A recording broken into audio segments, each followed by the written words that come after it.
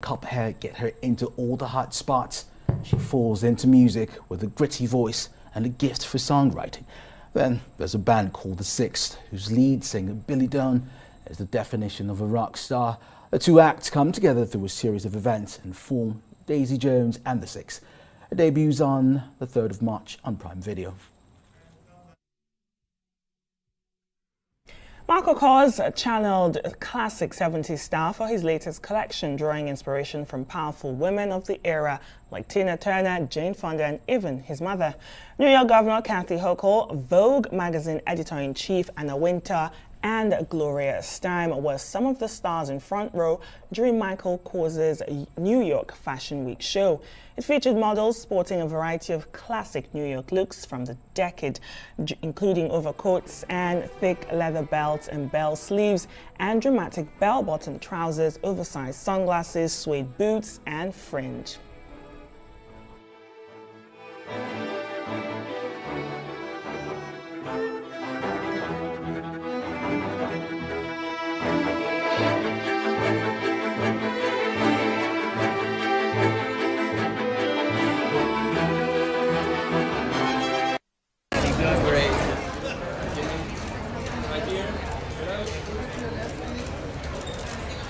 And this collection, actually, there's the moment in my life when I decided I wanted to be a designer. I fell in love with women who were very inspiring to me at the time, but I also fell in love with Greenwich Village and this whole idea of urban bohemia. So the space is definitely, in my neck of the woods, and it's nice to have the street. You know, I'm a New York designer, so I love that people can watch from outside. Sutton Foster. She's a Broadway girl. It's a female soundtrack, but done orchestrally. So everything from Grace Slick. Michael Kors there. That's it for today. Up next, it's the morning show. It's a full day ahead, and every moment matters. I'm Kenneth Warmer. And I'm Nkechi Nana. Thanks for watching.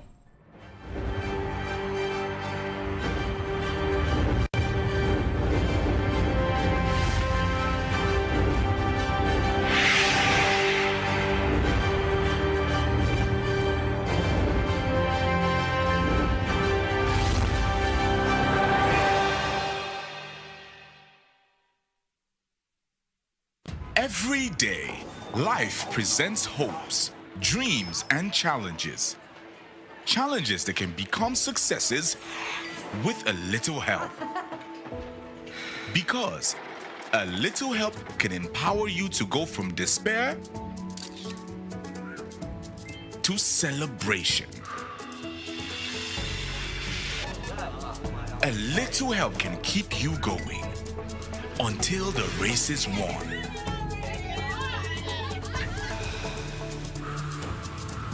A little help can turn bundles of anxiety into a bundle of joy. And with Glow Data, you get much more than just a little help. You get the biggest data deals in town to make every day glow with small wins and big wins. Dial *777# to select your Glow Data plan.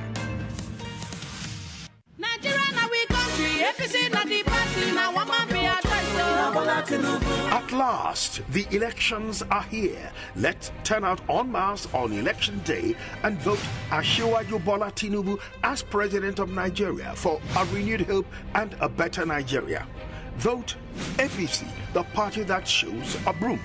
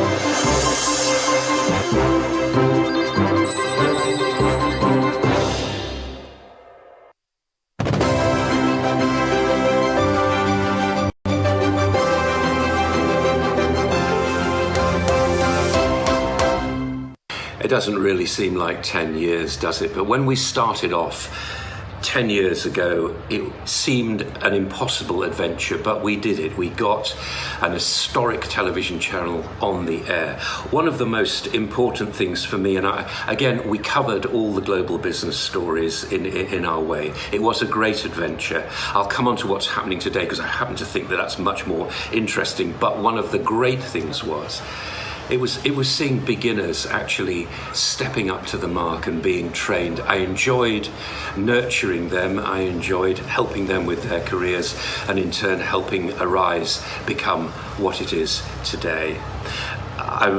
The business stories fall one into the other over those 10 years, but it's such a privilege to be reporting on it right now because I don't think we've ever seen anything like this. We've never seen the volatility, we've never seen the threat of recession, we've never seen the threat of war, and even the way in which we're working has all changed. So these are enormous challenges, and there couldn't be a better place to do it than with Arise. The news happens to be a great business.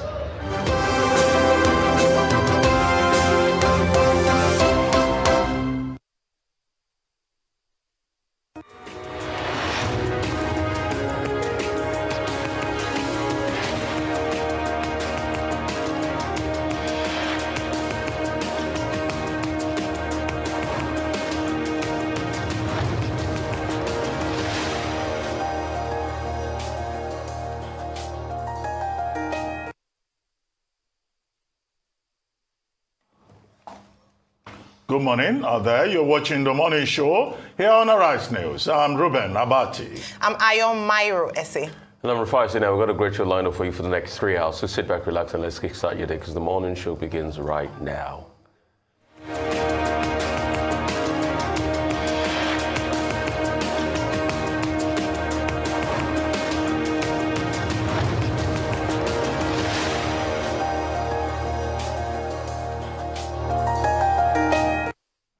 President Muhammadu Buhari, in the early hours of today, gave a State of the Nation address directing the Central Bank of Nigeria, CBN, to allow only the old 200 naira remain legal tender until April 10, 2023, in order to improve currency circulation in the country and ease pains experienced by Nigerians due to the decision to retire some denominations of the old banknotes after a currency redesign project.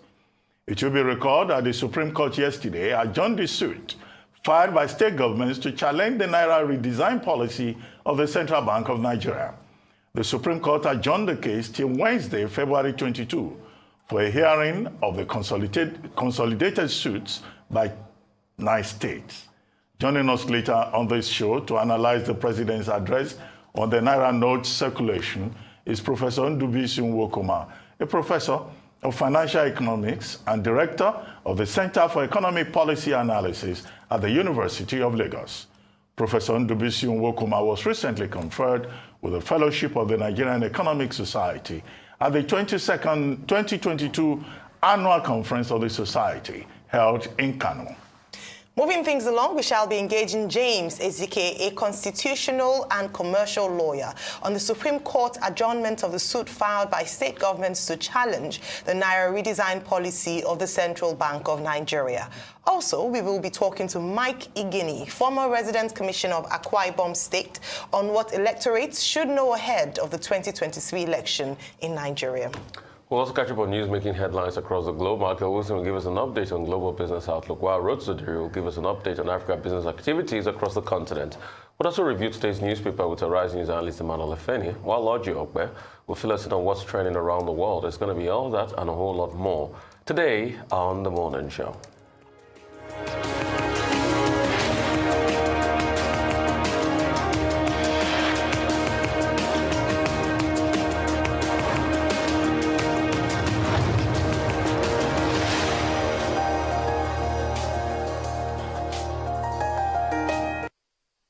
Welcome back to The Morning Show right here on the Rise News channel. It's now time to take a look at news stories making headlines around the globe. President Muhammadu Buhari has announced the extension of the validity of the old 200 naira notes till April 10. Announcing the development in a televised nationwide address today, the president said all existing old 1,000 naira notes and 500 naira notes remain redeemable at the Central Bank of Nigeria on designated points. Let's take a look at the President Buhari's address this morning. I'm addressing you as your democratically elected president to identify with you and express my sympathy over the difficulties being experienced as we continue the implementation of new monetary policies aimed at boosting our economy and tightening of the loopholes associated with money laundering. Let me reassure Nigerians that strengthening our economy, enhancing security, and blockage of leakages associated with illicit financial flows remain top priority of our administration. And I shall remain committed to my oath of protecting and advancing the interests of Nigerians and the nation at all times. In the last quarter of 2022, I authorized the Central Bank of Nigeria to redesign the 200 naira, 500 naira, and 1,000 naira Nigerian banknotes. For a smooth transition, I similarly approved that the redesigned banknotes should circulate concurrently with the old banknotes till 31st January 2023, before the old notes cease to be legal tender. In appreciation of the systemic and human difficulties encountered during implementation and in response to the appeal of all citizens, an extension of 10 days was authorized till 10th February 2023 for the completion of the process. All these activities are being carried out within the ambit of the Constitution, the relevant law under the CBN Act 2007, and in line with global best practices. Fellow citizens, while I seek your understanding and patience during this transient phase of implementation, I feel obliged to avail you a few critical points underpinning the policy decision. These include A, the need to restore the statutory ability of the CBN to keep a firm control over money in circulation. In 2015, when this administration commenced its first term, currency in circulation was only 1.4 trillion naira. B, the proportion of currency outside banks grew from 78% in 2015 to 85% in 2022.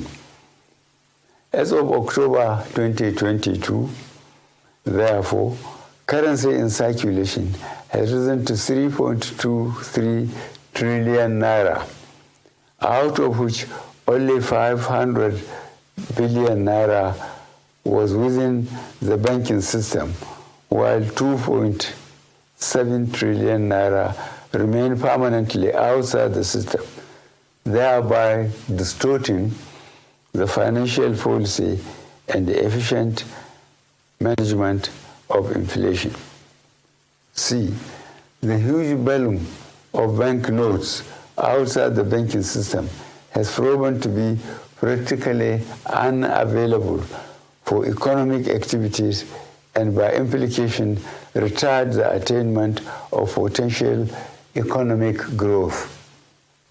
Economic growth projections make it imperative for government to aim at expanding financial inclusion in the country by reducing the number of the unbanked population. And E, given the prevailing security situation across the country, which keeps improving, it also becomes compelling for government to deepen its continuing support for security agencies to successfully combat banditry and ransom taking in Nigeria. Notwithstanding the initial setbacks experience, the evaluation and feedback mechanism set up has revealed that gains have emerged from the policy initiative. I have been reliably informed that since the commencement of this program, about 2.1 trillion naira out of the banknotes previously held outside the banking system had been successfully retrieved. This represents about 80% of such funds. In the short to medium and long terms, therefore, it is expected that there would be a strengthening of our macroeconomic parameters, B, reduction of money supply, leading to a deceleration of the velocity of money in the economy, which should result in less pressures on domestic prices. C, lowering of inflation as a result of the accompanying decline in money supply that will slow the pace of inflation. D, collapse of illegal economic activities, which would help to stem corruption and acquisition of money through illegal ways. E, exchange rate stability. F, availability of easy loans and lowering of interest rates. And G, greater visibility and transparency of our financial actions, translating to efficient enforcement of our anti-money laundering legislations. I am not unaware of the obstacles placed on the path of innocent Nigerians by unscrupulous officials in the banking industry, entrusted with the process of implementation of the new monetary policy. I am deeply pained and sincerely sympathize with you all over these unintended outcomes. To stem this tide, I have directed the CBN to deploy all legitimate resources and legal means to ensure that our citizens are adequately educated on the policy, enjoy easy access to cash withdrawal through availability of appropriate amount of currency and the ability to make deposits. I have similarly directed the CBN should intensify collaboration with anti-corruption agencies so as to ensure that any institution or persons found to have impeded or sabotaged the implementation should be made to bear the full weight of the law. During the extended phase of the deadline for currency swap, I listened to invaluable pieces of advice from well-meaning citizens and institutions across the nation. I similarly consulted widely with representatives of the state governors as well as the Council of State. Above all, as an administration that respects the rule of law, I have also noted that the subject matter is before the courts of our land and some pronouncements have been made. To further ease the supply pressures, particularly to our citizens, I have given approval to the CBN that the old 200 naira banknotes be released back into circulation and that it should also be allowed to circulate as legal tender with the new 200 naira, 500 naira, and 1,000 naira banknotes for 60 days from February 10th, 2023 to April 10th, 2023, when the old 200 naira notes ceases to be legal tender. In line with Section 20, subsection 3 of the CBN Act 2007, all existing old 1,000 naira and 500 naira notes remain redeemable at CBN and designated points.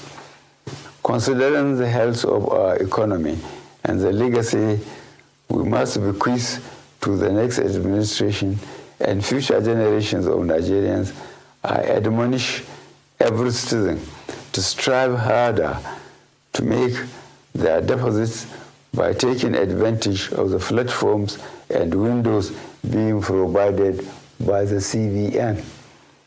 Let me assure Nigerians that our administration will continue to assess the implementation with a view to ensuring that Nigerians are not unnecessarily burdened. In this regard, the CBN shall ensure that new notes become more available and accessible to our citizens through the banks. I wish to once more appeal for your understanding till we overcome this difficult transient phase within the shortest possible time. Fellow citizens, on the 25th of February 2023, the nation will be electing a new president and National Assembly members. I am aware that this new monetary policy has also contributed immensely to the minimization of the influence of money in politics. This is a positive departure from the past and represents a bold legacy step by this administration towards laying a strong foundation for free and fair elections. I urge every citizen, therefore, to go out to vote for their candidates of choice without fear, because security shall be provided and your vote shall count. I, however, admonish you to eschew violence and avoid actions capable of disrupting the electoral processes. I wish us all a successful general elections. Thank you for listening. God bless the Federal Republic of Nigeria. Right, a lot to chat about. You just heard the president's speech there. I mean, you're taking this. And yes, State of the Nation address by the President of the Federal Republic of Nigeria, and part of his opening statement was reminding us that he was speaking as a democratically elected President of the Federal Republic of Nigeria. And this was quite key. A small statement, but a big interpretation of that in terms of the fact that he wasn't speaking from a partisan perspective. He wasn't speaking as a member of a party. He was speaking now as the father of the nation, as the chief executive officer, if you like, of the Federal Republic of Nigeria. He identified, as you saw, with the pains and the untold hardships of people as a result of the scarcity of the new Naira notes. I think this is off the back of the fact that we had quite a number of protests across some states in Nigeria, in Oyo, Delta State, in Edo State. Some banks were burnt. We saw ATMs, some ATMs in banks destroyed. Indeed, some banks had to close us. So this was quite critical for the president to then come and address the people who elected him into office. The summary of this, of course, with regards to the Naira redesign policy, and as to whether the old notes, well, the notes, 500 Naira notes, 1,000 Naira notes, and 200 Naira notes have ceased to be legal tender, was addressed here. So according to what he said, that still is substantive. So from the 10th of February, your 500 Naira and 1,000 Naira notes remain, have ceased to be legal tender. However, he said in light of easing the hardship of Nigerians, 200 Naira notes would stay side by side by the new notes until 10th of April, which is 60 days after the initial 10th of February. So those are, that's just laying the facts and making it clear for people who are watching just to interpret that. Now, the importance of this as well is the fact that he's talked about or cited the CBN Act of Section 20 and subsection 3 to stand by the fact that they haven't done anything constitutionally wrong, and he has acted within the ambit, the CBN has acted within the ambit of the power conferred to it by the CBN Act.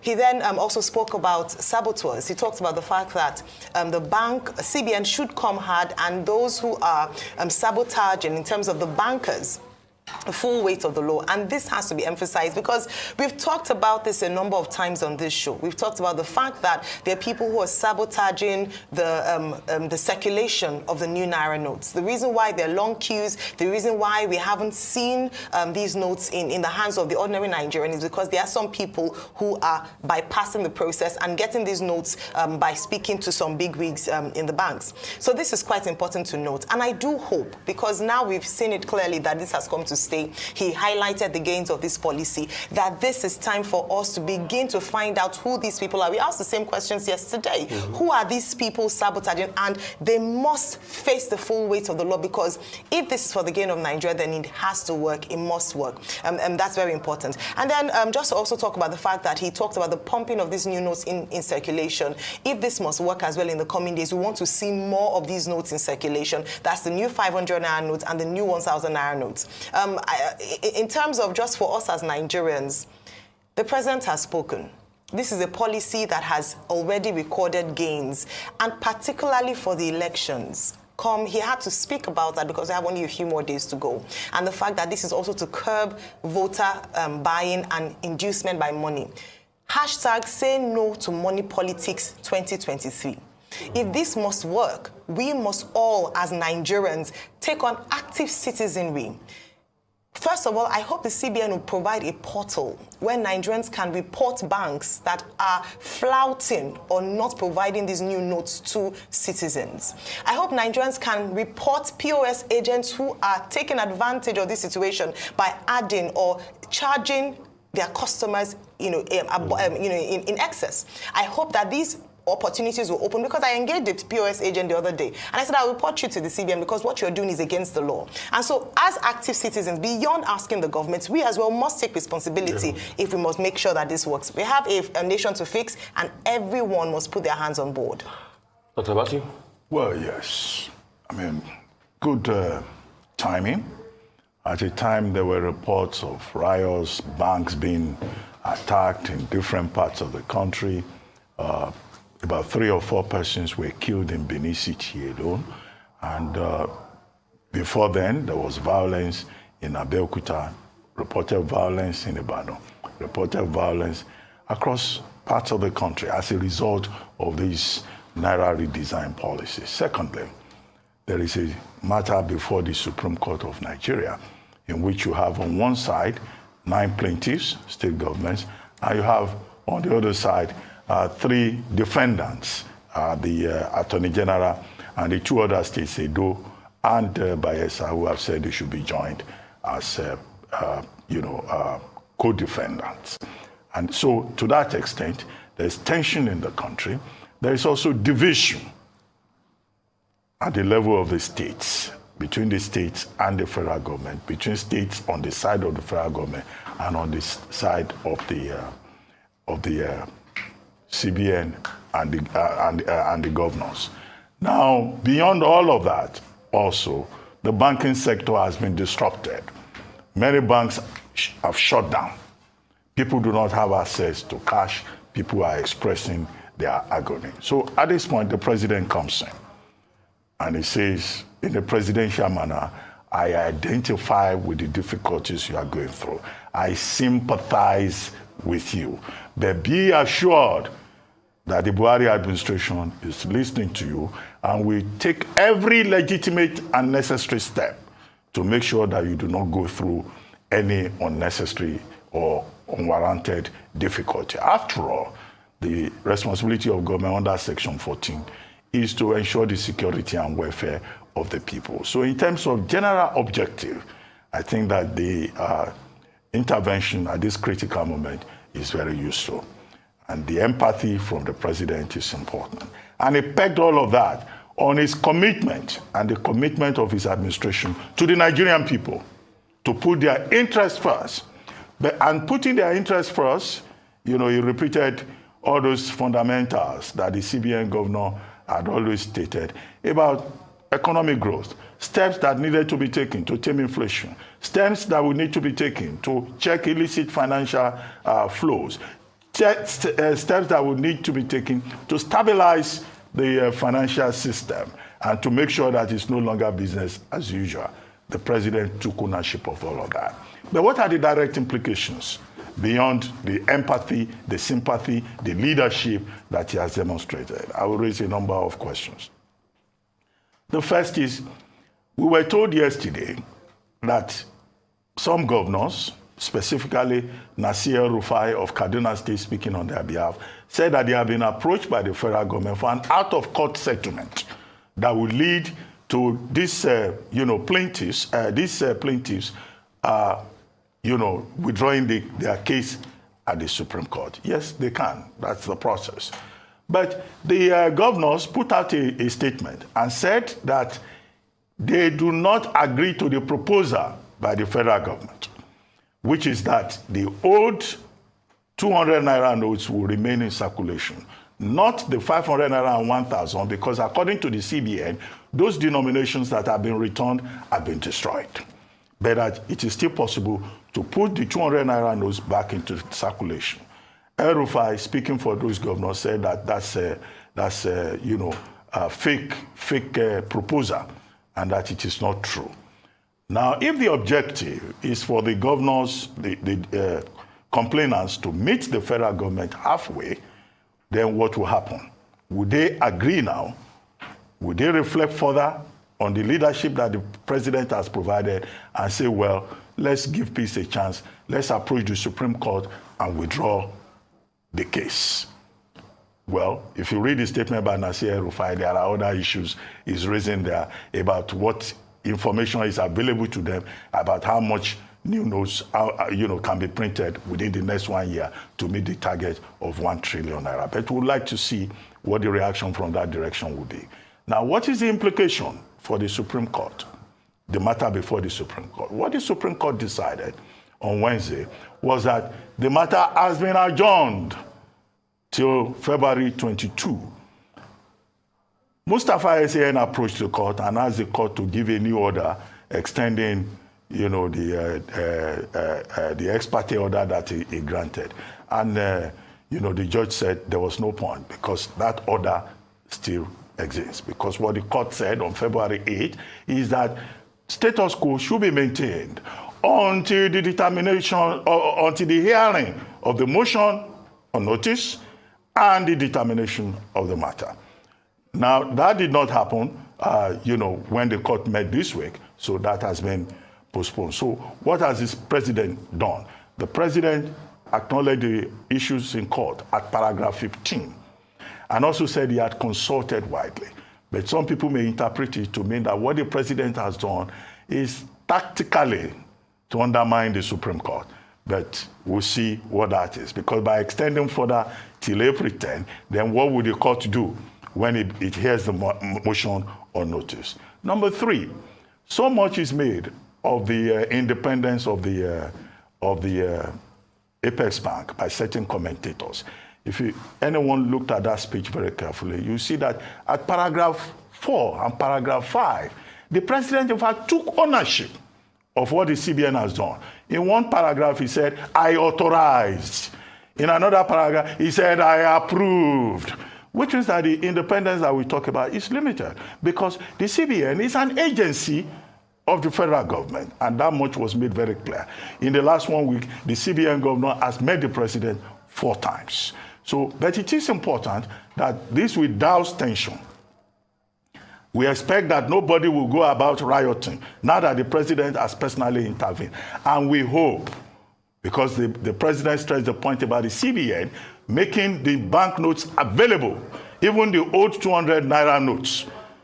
And the CBN has been blaming some saboteurs, and the president also referred to that. We hope that the banks would follow this instruction and that the CBN will follow the directive of the president to make sure that the banks do what they need to do. This is not the best time to be a banker. Now that bankers are jumping the fence, now that bankers are closing their shops, I hope they will open those shops today, particularly in places where there has been no report of threats. What the president has done is to douse tension. And it's good that his statement has been widely circulated, and that all the people who are angry will at least allow the president's directive to take effect. But this is not the end of the matter. The matter before the court when the Supreme Court consolidates the various suits before it, both the complainants and the defendants going before the Supreme Court. We would like to see, what follows after that. But peace is important because we're just a few days to general elections. And what the president has done in the closing paragraphs is to reassure Nigerians that his administration is committed to that election and that Nigerians should go out to vote. Very good statement, but there are questions.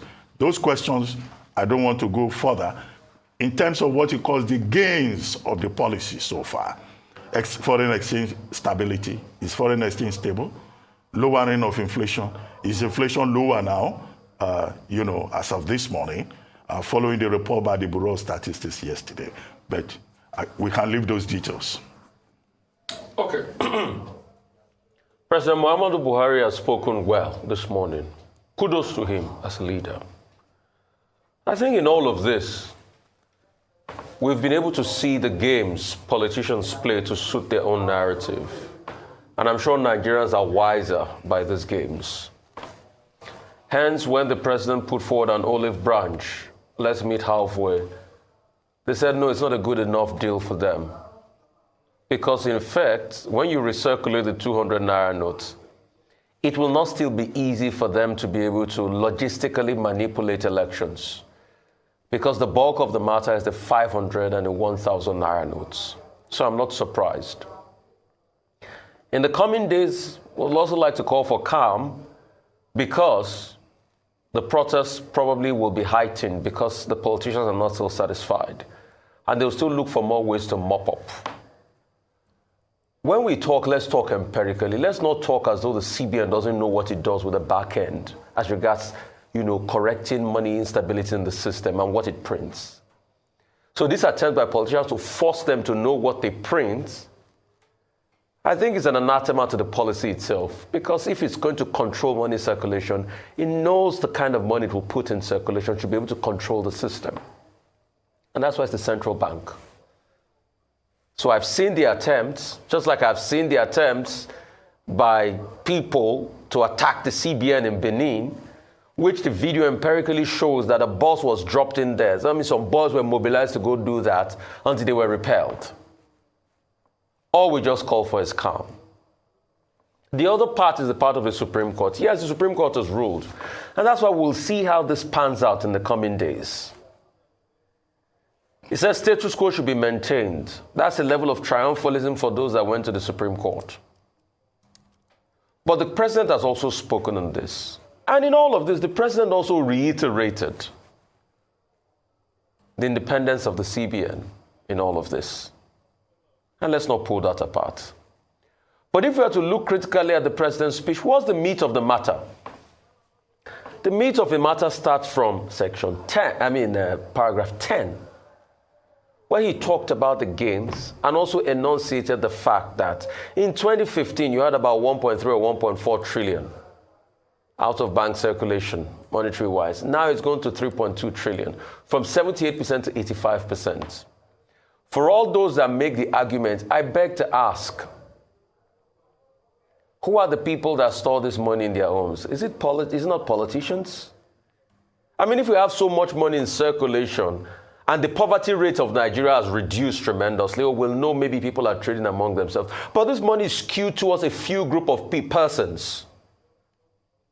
And that's why you don't really see that money changing hands. It's just been stored somewhere over the years. And Nigeria should not act like they didn't see those videos when it was released of monies even getting spoiled in people's homes and never came back to the banking system. There's been some successes, even as regards kidnapping. We all saw the other day where kidnappers were saying, people should only bring the new notes. As regards inflation, for the very first time, before inflation did rise again in this last month of January, for the very first time, we had a 10-month halt to inflation. The last inflation numbers, inflation really did stall. But now again, inflation went up because we know the parameters have pushed it up.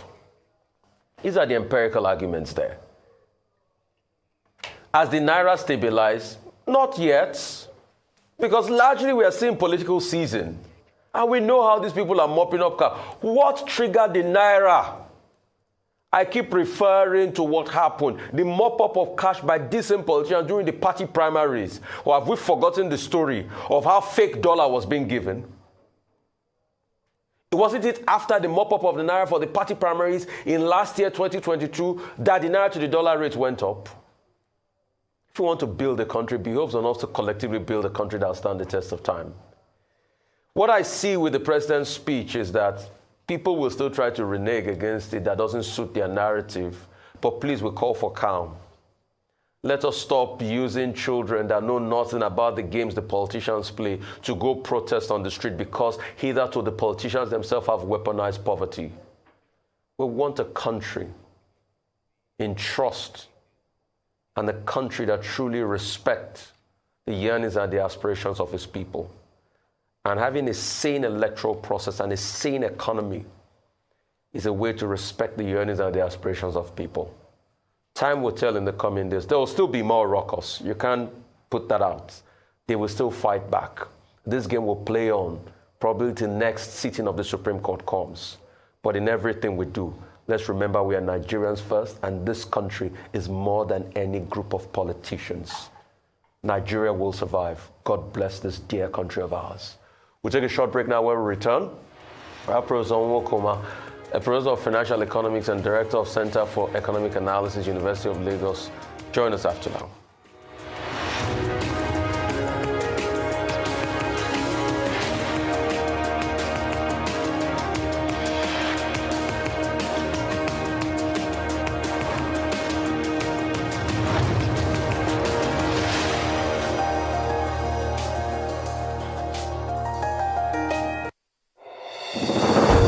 Fellow Nigerians, all our best hopes for Nigeria are achievable. By every measure, Nigeria can be a better, stronger country.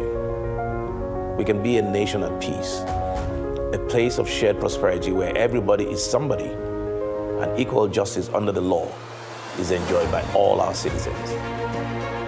In a few weeks, our country will go to the polls to elect political leaders and a president to lead our nation for the next 4 years. This is the most consequential election of our time. And we have it in our power to make the choice that allows us to achieve the grand possibilities of what Nigeria can be. Our path to greatness lies in recognizing the abiding truth that in a time of promise and peril such as this, the best thing we can do for Nigeria is to elect a leader with an established track record of achievement who has proven time and again his ability to triumph through adversity and succeed against the odds. In this election, that man is Asiwaju Bola Ahmed Tinubu. Now let me tell you about Asiwaju. This majestic yet profoundly imperfect democracy we have today is the legacy of men and women who in the years after 1999 used the instruments of law, politics, media, and advocacy to keep this country from becoming a one-party state dominated by the personality cult of one individual. Asiwaju was at the forefront of that effort in every way. At the same time, he was governor of Lagos State, Nigeria's smallest and most populous state, a beacon attracting talent and ambition in droves. As governor, Asiwaju initiated and implemented reforms that have allowed the state to continue to develop and thrive despite its unique challenges. No candidate in this election has a better track record of identifying and elevating talented young people across every walk of life like he can. Our country's political and economic landscape is filled with men and women who have benefited from climbing the ladders of opportunity built by Asiwaju Bola Ahmed Tinubu. His campaign for president today is powered by these same people. Fellow Nigerians, our country can be better, and it will be. For that, we need a president who will deliver a new program of democracy, prosperity, and national security. We need a president who will invest in public infrastructure as part of a broader strategy to drive human capital development and create economic opportunity. We need a president whose clarity of vision is untainted by the pervasive cynicism that abounds in this historical moment. We need a man whose extraordinary leadership gifts are evidenced by the abundance of talent he has nurtured through the years and his capacity to overcome challenges in the face of seemingly insurmountable odds. We need a leader with uncommon courage and audacity. We need a president who will assemble the best team and empower them to do the hard work of making Nigeria the best it can be. We need a leader whose administration will appeal to the hopes of those who still believe in the dream and promise of one nation, bound in freedom, peace, and unity. A leader who will lift our gaze from the consideration of small things to focus on pursuing and achieving grand ambitions that lift us all and save the future. Asiwaju Bola Ahmed Tinubu is the man for the moment. I have seen him through the years, connecting with people from all walks of life, bearing their burdens and paving the way, and testimonies abound in this regard. I invite you to join him on this inspired mission to build a nation where we harness the faith, optimism, and confidence of the Nigerian people to overcome all cynicism, defeat all fear, and achieve the best ambitions we have for ourselves and the country we so love. Thank you, and God bless you, and may He forever bless the Federal Republic of Nigeria.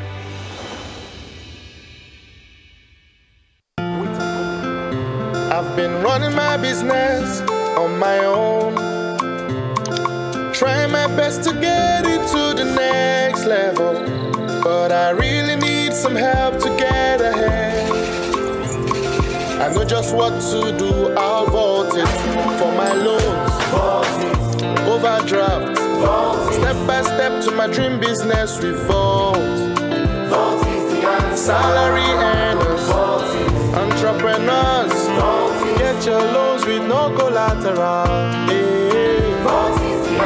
Quick sign up, zero paperwork, step by step to your dream business we vote. Vault is available to individuals, SMEs, and corporate customers. Download Vault by Polaris Bank from the Google Play Store or Apple App Store to get started today.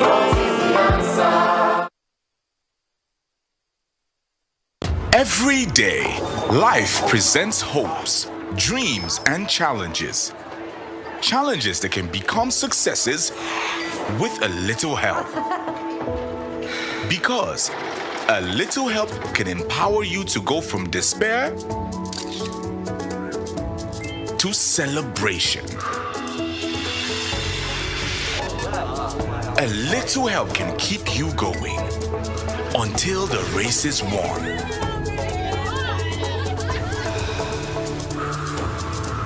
A little help can turn bundles of anxiety into a bundle of joy.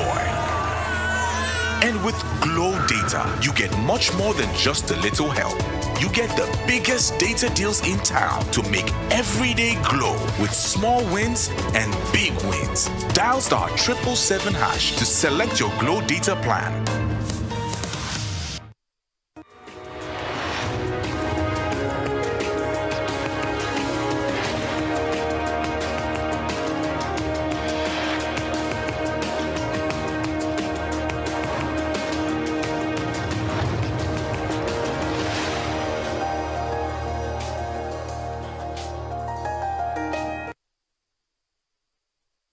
Welcome back to the morning show here on Arise News.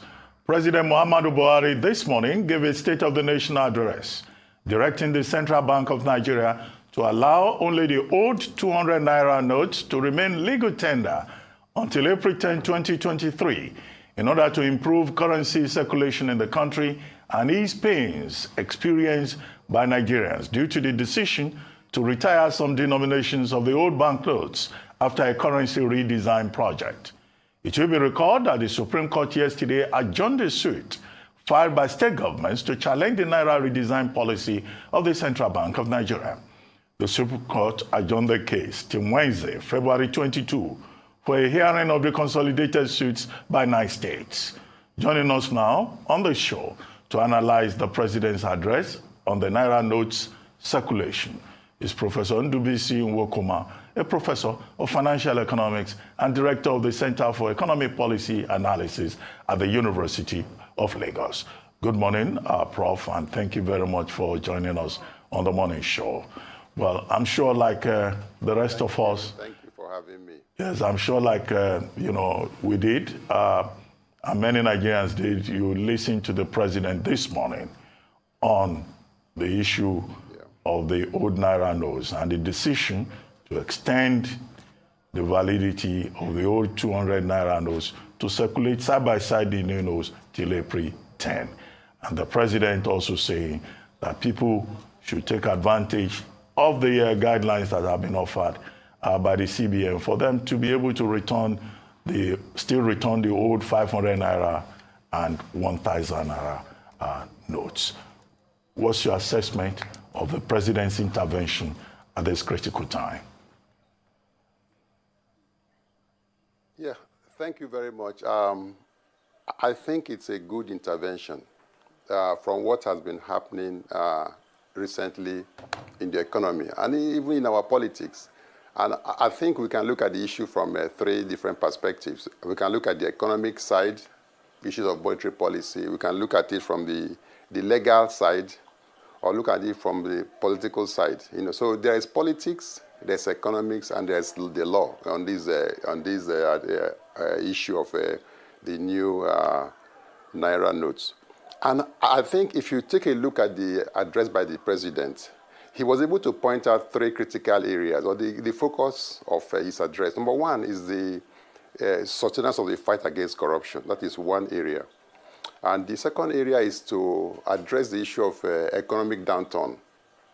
And then thirdly, the issue of terrorism, to sustain the gains made in terrorism. So if you take a look at the speech from those 3 perspectives, I think that speech has some very strong merit, particularly since we are heading into for a general election. In the next less than 2 weeks, we are going to have the election for the office of the president.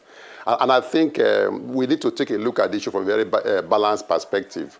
And then also take into account this policy was first announced on October 26th of last year, which is over 3 months.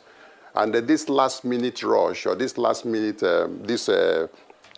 this brouhaha, this back and forth, it's a battle for the soul of Nigeria, basically. That is the way I look at it. It's a battle for the soul of Nigeria. And there are those for and those against. And the argument that the ordinary man will suffer, from my view, it's largely pedestrian. Yes, people are suffering, and people cannot get the new Naira notes. But we need to find out why is that the case. Why are they not available? We also need to take into account the assertions by the central bank governor that there are some challenges in waylaying the new notes, so to make them scarce artificially, such that the problem can be magnified beyond what it actually is, in order to drive another agenda, so that the government can do a kind of reversal on the policy of having the new Naira notes. So, and we've had some media coverage of some of these notes being stashed away in some bank branches across the country. So and the back and forth between the commercial banks and the central bank. So the central bank said, we have given out this money, it's available. And the commercial bank said, we don't have them. Somebody is not saying the truth. And there is this back and forth. And then that some people have bought or cornered the new notes is an allegation made by the CBN. So there are so many things. So I think, in my own opinion, the address by the president is actually needed at this point in time.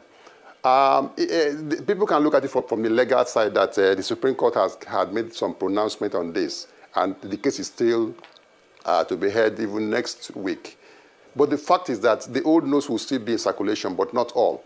And based on some other information, which may be at the disposal of the central bank and the presidency, about some notes of some denominations being stashed away.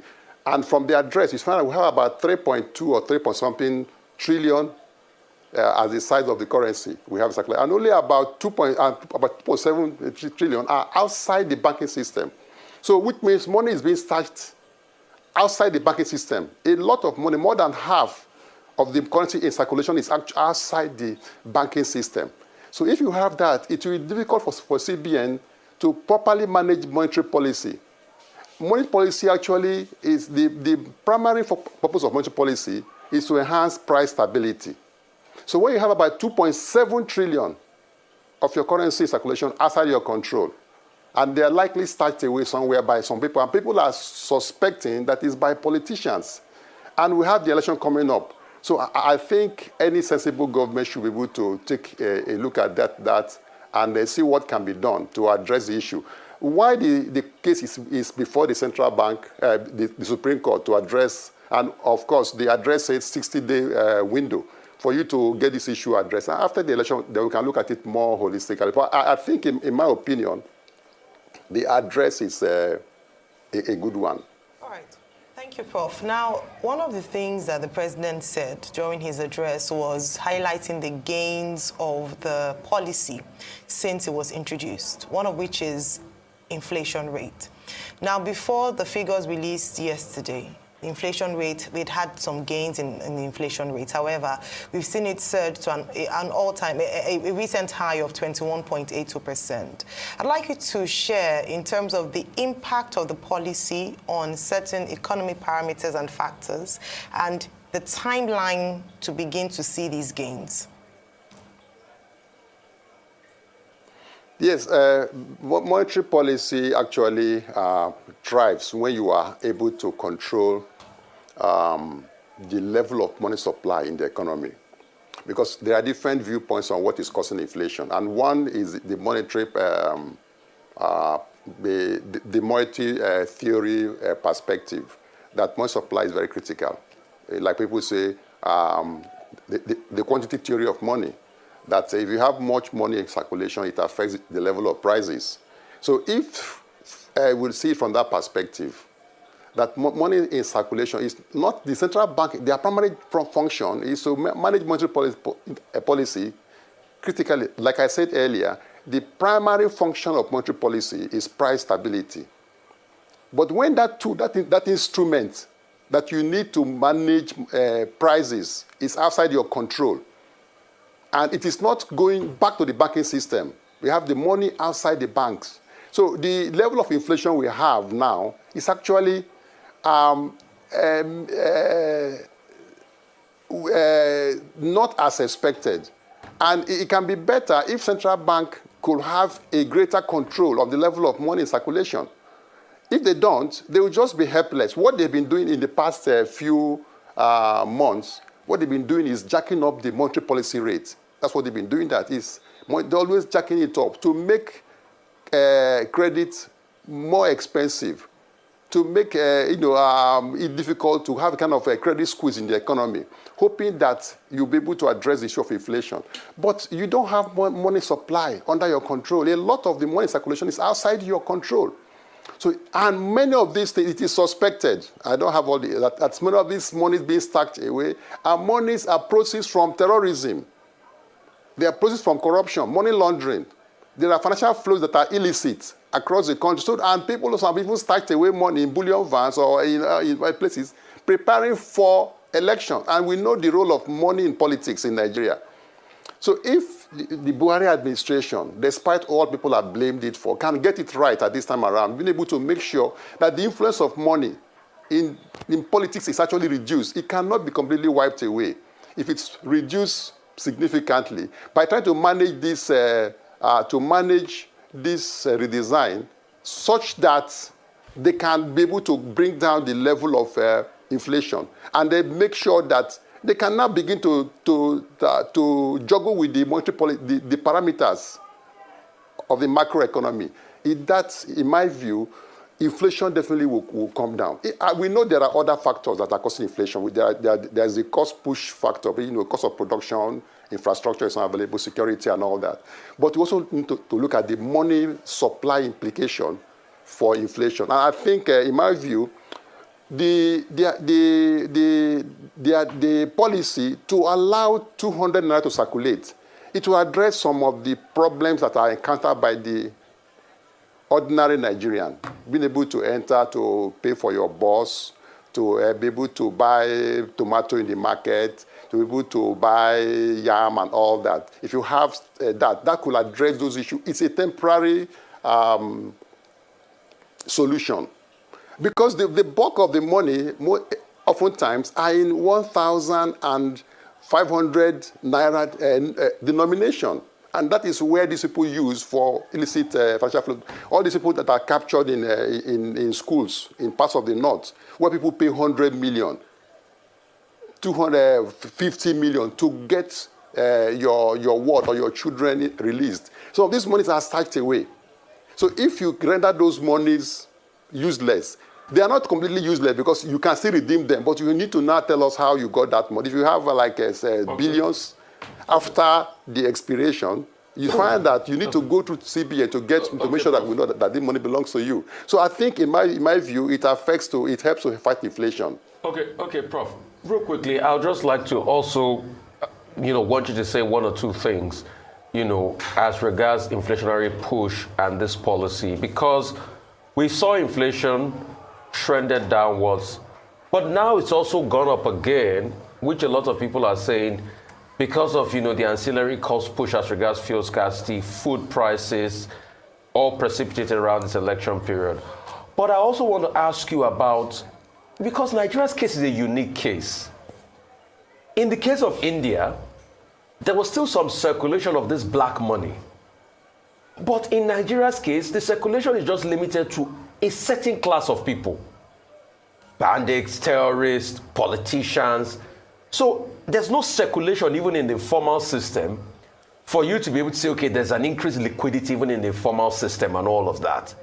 It's still just held up money, at some point even money that is beginning to rotten at the expense of the people. And these monies are not brought into the financial system so that people can even take them as loans. So can you talk me through the peculiarity of this our system in the first place? Because it's just stored cash, it's released during election, causes a surge in inflation, and it's stored again. Yes, thank you. Thank you very much. In trying to compare ourselves with other countries like India, in my view, at least at this point in time, it's like trying to compare apples with oranges. They are fruits, but they are different in some respect. At this peculiar period in our nation, national life, when we have the election coming up in less than 2 weeks, I think we need to think of something that is quite unique. In ordinary times, we can say, let these currencies, let these notes circulate side by side until we'll be able to get the notes available for economic transactions. But when we have these confirmed occurrences across the various elections at the state level, that vote buying is a very, very critical factor in determining who wins and who does not win election. I think that's an issue. So inflation definitely will be affected. Central bank still has its job cut out for it. This one alone cannot be the medicine that cures all their problems. They need to take a look at how to get all the monies back into the banking system. The issue of financial inclusion. And I think what we are also gaining, which people are not even bringing up, is the need that over this period that people are suffering, there has been an increase in cashless transactions. Yes. Even the market woman who is selling pepper, they now say do transfer. Somebody told me that even in a dosage where they have the right or the people, even the meat seller, they all have, some of them have POS. Some of them say you want to buy meat in the market, you do transfer. So now we are gaining. Government have been trying to get this issue of people paying cashless over time. It is actually people are now transacting. I can buy anything now. I can transact only a few things you want to manage how much you spend your cash. So we have, over this period, this policy or this brouhaha has been able to help us to enhance the push for having a cashless economy. And I think it's something we need to also acknowledge. In my view, inflation will be addressed, but this particular medicine will not cure all the problems of central bank. But in my view, it's bringing that 200 naira. There's a legal side, like I said, which also the cost can actually look at. But as an economist and as somebody who cares about our political economy, about the oncoming politics, I think this particular policy will assist us to, one, make sure that money that has touched away will be useless to those who, and if you bring the money to central bank later, you tell us how you got the money, and that will also bring in EFCC and other agencies of government. And secondly, those who are at the lower rungs of society cannot be able to transact. They can enter buses, buy pepper, buy yam, buy tomatoes, when you have the 200 naira made available.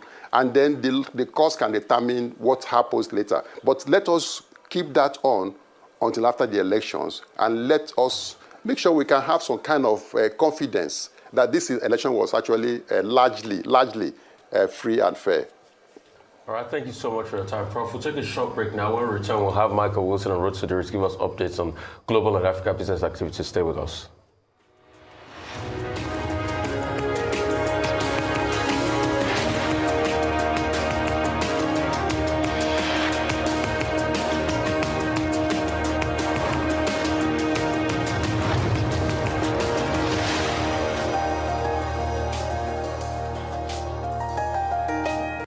Thinking of banking in Africa? Think Zenith.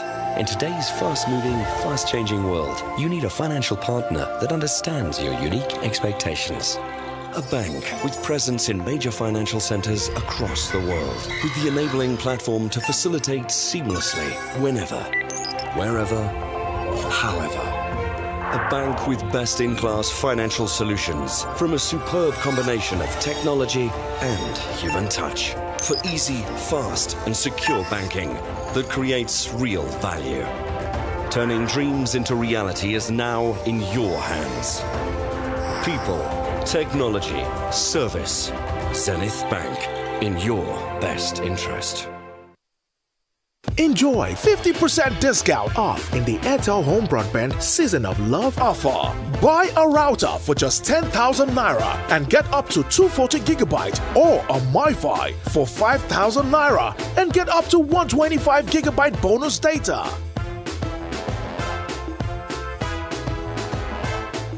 More data, more you. Reliable home broadband by Airtel, the smartphone network. Kai, my people, reason this thing now. When PDP day, our country be safe. Naira strong, economy they grow. Fuel, 7 naira, rice, 8,000. Our life in better, oh. When change people come, no work, no food, economy for gutter. Naija boro, banditry full town. Japa left and right, Sapa up and down. No need to gamble, save choice. PDP don't come, save choice. Recover Naija, save choice. We don't tire to suffer, save choice. Experience mind, save choice. We don't want experiment, save choice. Get them right, save choice. This time our life, oh, save choice. Recover Nigeria, save choice. Atiku na the man, oh, save choice. Atiku Anokowa, save choice. Na the only choice, oh, save choice.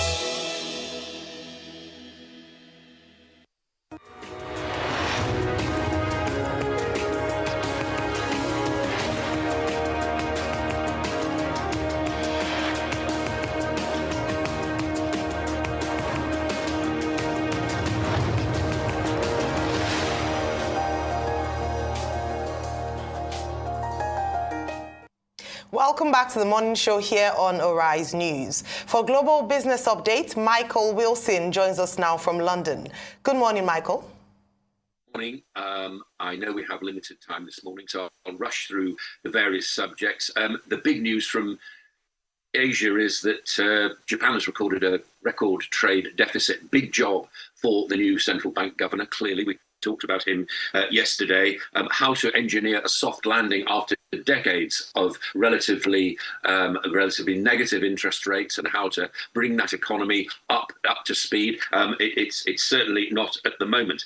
As far as the Adani scandal in India is concerned, this is beginning to centre once again around Gautam Adani, and also there are links now being pursued between him and the Prime Minister of India, Narendra Modi, after these accusations that were made. Now, again, these are all allegations, as you know, but there is alleged fraud and so on. It's being now investigated by the Indian equivalent of the SEC, the Securities and Exchange Board in India, are investigating to see if there are any links between Modi and Adani. Standard Chartered, record profits again, and also a $1 billion buyback. Profits up 28%. Obviously, a lender which is making money because of interest rates being relatively high, is doing very well indeed. There is takeover chatter surrounding Standard Chartered as well, which is keeping the share price quite high, as you can imagine. First, Abu Dhabi Bank. Now, apparently Standard Chartered has rejected any advances. Again, it's just chatter, but there's no official comment coming from Standard Chartered right now. Let us turn our attention to the United States, and those relatively strong retail sales from the United States show that the shopper is still relatively active there, and this will intensify pressure on the Fed, which is continuing to remain hawkish. At the same time, this very, very delicate balancing act a lot of central banks having to do at the moment between raising interest rates and also wanting to promote growth in the economy. But the shoppers are out and about in the United States. Apple, this is an interesting one. They have asked for a patent which seems to suggest, and it's just adding to the general hype around the company, that it will be making a foldable device with which allows touching, sorry about this, but multiple parts of the device, not just the screen. Again, difficult to know exactly what's being planned, but any kind of thing, as far as Apple is concerned, ups the hype on something is brewing anyway about them and about what they're planning to do. The US is also, the central authorities there are continuing, and the big news this morning is that they are starting big regulation as far as cryptocurrencies are concerned. So again, after the FTX failure and so on, various other companies coming under scrutiny by the regulatory authorities in the United States. Now, let's turn our attention to the World Bank. David Malpass, who was the head of that, is retiring early. He's retiring by June. He's come under a lot of criticism, as has the World Bank, for not factoring in climate change. And this criticism has reached the sort of lips of US Treasury Secretary Janet Yellen as well. So Malpass is going a year early. And again, who his successor will be, we don't know at the moment. But that's the World Bank has been accused of not really attempting to clamp down on climate change and alter its policies accordingly. UK, we got the inflation figures yesterday. Inflation slightly down, but prices are still at a 40-year high, particularly as far as food is concerned, down from 10.5 year on year to 10.1%. Not a huge reduction, and I suspect it will not be enough to stop another interest rate rise here. And finally, oil crude prices are under pressure this morning as the dollar rallies. Obviously, oil bought in dollars, and you're looking at WTI round about $70 a barrel, maybe. That's the kind of fixed figure that's being bandied about this morning. US stockpiles are high, but US crude and crude generally under a bit of pressure because of the rally in the dollar. That is the global view this morning. Well, thank you very much, Michael. For reasons of time, we'd like to thank you for business updates. When we return, Rotus Odiri will be here. We'll be right back.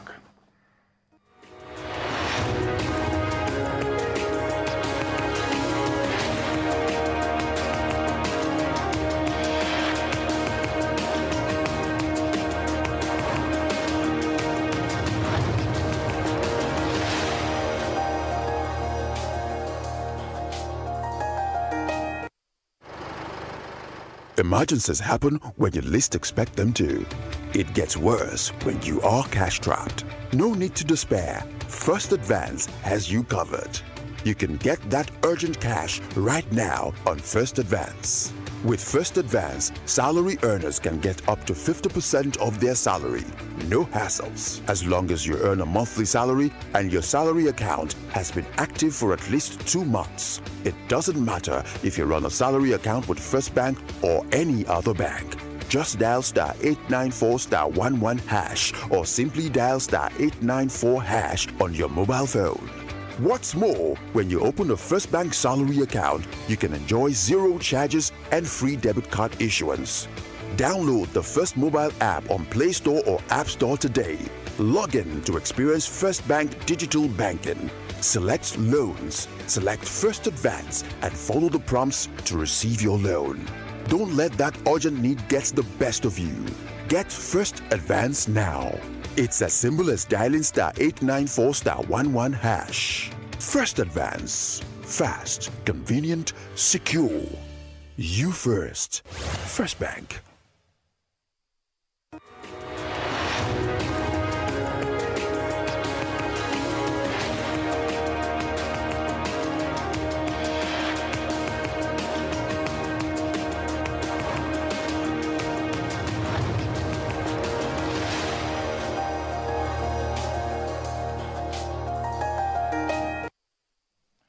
Now for business updates, as we welcome you back to the morning show, business updates across the African continent is next. And Rotus Odiri joins us. Rotus, good morning. Good morning, Doctor. Good morning, Ayo. Good morning, Rufai. Good morning to all our viewers. Yeah, so start with inflation. As I said yesterday, inflation was going to tick up in January. So you're seeing year-on-year inflation at 21.8% from 21.34. And whereas, again, the fuel, you have to look at what the impact of fuel scarcity was and how that trickled through increasing prices. Core inflation, which strips out more volatile items, that also climbed as well. Food inflation, and this is going to be a theme because we're going to look at Ghana, South Africa in a moment. 24.3%, also 23.7%. We are still seeing elevated pressure on food prices in terms of supply on food to the markets and in terms of availability of food. Food prices are still very, very high. In fact, I think there is a bakery. In fact, we spoke with some folks in the pastry section in bakeries. Here's what they were saying about the Ukraine war, Russia invasion, and what it's done for prices for them. Before the start of the conflict in Ukraine, which started in February of last year, flour was going for around 15,000, but today it's at 31,000. That marks an increase of about 136%. This is usually unstable for any business to survive. However, the government has been able to help provide. However, you have to fix your prices to accommodate this increase. And this doesn't only affect flour, it affects sugar, it affects flavors, it affects the price of diesel, it affects the price of electricity. So the cost of production has generally gone up. The Russia-Ukraine war is affecting us presently. However, if we as a people, as a government, had invested better in agriculture by investing in silos, creating better crops, making sure that our farmers are able to produce enough for the country, I see no reason why we would have to be importing wheat, sorghum, corn, maize from countries like Ukraine, Russia in 2023. We should have gone beyond such dependencies. From last year, the price of bread has been high, but we are surviving. Though the quantity has been reduced and many things has been reduced, but we try surviving with it. An average Nigerian household has taken a lot of beating from the war. Of course, we know that between Ukraine and Russia, they produce more than a quarter of the global wheat production. And what that means is that the impact of the war had a direct impact on the price of wheat, which has also had a knock-on effect on the price of bread in the country. We know that an average loaf of bread, if you have to put it in Nigerian currency rate, had moved from about 200 naira a loaf, an average loaf, to about 800 naira. So that's actually more than a 200% increase. Probably what Nigerians would have done was a switch from wheat-based meals to other tuber and other cereals that are produced locally. But because even local production has suffered because of insecurity, mostly the food base of this country. So Nigerians do not have the headroom, there's no headroom for local consumers, Nigerian consumers, to to switch to locally produced food items, because those food items are also quite expensive as their production have declined. Now, with respect to the Naira scarcity, because I had your conversation earlier with the professor, as far as Naira scarcity and its potential impact on inflation, you have to keep in mind that you've got two sides here. You've got demand pull inflation and you've got cost push. Demand pull inflation is when you've got too much money chasing few goods. So demand literally pulls prices upwards. Then you've got cost push inflation, where you've got structural issues that are impacting the cost of doing business, and those costs push up your cost of goods and so on and services. And that's why we put those bakery folks there who are talking about the impact of the Russia-Ukraine war on wheat prices because of the combined production capacity of Russia and Ukraine on wheat. And we are import dependent. You cannot have inflation decelerate in a country where your currency is weak and you are import dependent. So the notion that Naira scarcity will somehow impact inflation is lens thinking towards the fact that Nigeria has more demand pull, and it is not. We are cost push. So the impact is probably going to be minimal, even though, so because another thing to think about is that you've got, less cash that's able to buy goods. However, you've still got electronic transactions that have spiked, right? And they are still the cost push factors that are there. So they are legacy issues. So don't be surprised if inflation remains elevated even with this Naira scarcity matter. We move to Ghana. Ghana also, inflation just coming out everywhere. Ghana inflation, it decelerated a tad, but we still see Ghana inflation at 53.6%. If we look at the numbers, I think in December it was 54.3 or 54.1? Yeah, 54.1. So year on year. Now, you look at food inflation, and again, we see this still come up. Food inflation in Ghana is 61% year on year, from 59.7%. So you are still seeing elevated pressure on food inflation over in Ghana. Now, Kelvin Emmanuel is a guest, a frequent guest on our show, and he says here, at least Ghana is honest with his inflation numbers. So there is still a number of folks who don't, because look, Ghana is 45 minutes away from us by road, right? And we get the goods move between the two of us. So by air, excuse me, thank you, doctor. So how do you have 22% or 21% inflation in Nigeria and 50-something in Ghana? So there's still that question. But anyway, look, maybe the basket has to be readjusted and so on and so forth. Then we quickly move to South Africa. Now, here's the interesting thing. Headline inflation in South Africa eased to 6.9%. It was, 7.2, I believe, in December, year on year. However, even though we've seen, and this is the third month in a row that headline inflation in South Africa has decelerated. It was 7.2 in December. Food inflation, this is the theme for today, has risen to, a 13 or 14-year high in South Africa. It's at 13.8%, and December was 12.7. So you've continued to see these inflation pressures, particularly for food across these nations. So no chart, Rotus, remind me to give you a case study tomorrow. No problem, we'll get into it. Thank you very much, Rotus. We'll take a short break now, and when we return, we'll be talking to James Chukwuneye Ezike Elia. Stay with us. We'll be right back.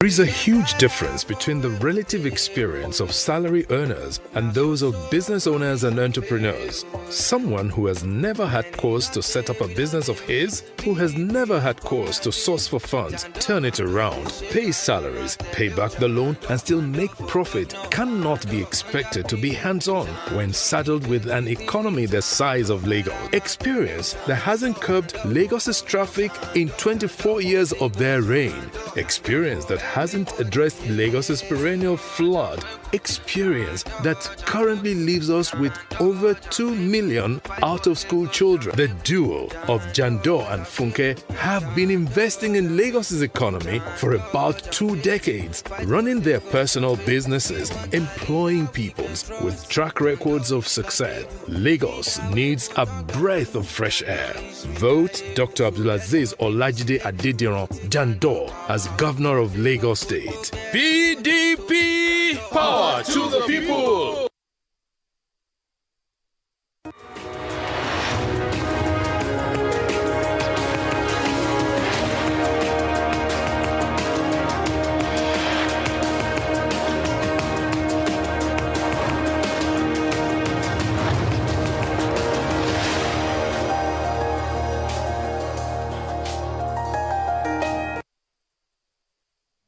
Welcome back to the morning show here on Arise News. The Supreme Court yesterday adjourned hearing to February 22 the case between 3 All Progressives Congress states and the federal government on the legality of the old Naira notes.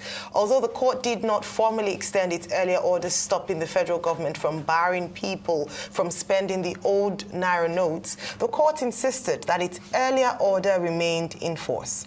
However, 6 other states of the governing All Progressives Congress, Lagos, Cross River, Ogun, Ekiti, Ondo, and Sokoto, joined their counterparts, Kaduna, Kogi, and Zamfara, in the legal battle against their ruling federal government.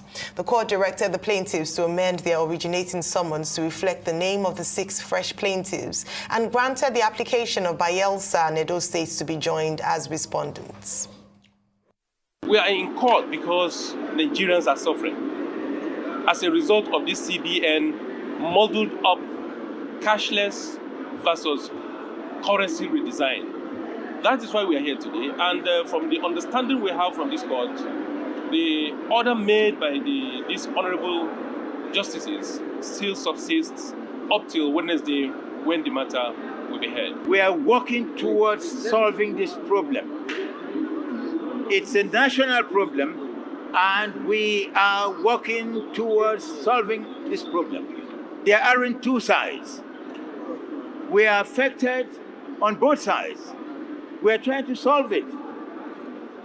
Please, I want you to know the government is not deliberately frustrating the plaintiffs. This is a problem that we are trying to solve. With a little time, it will be solved.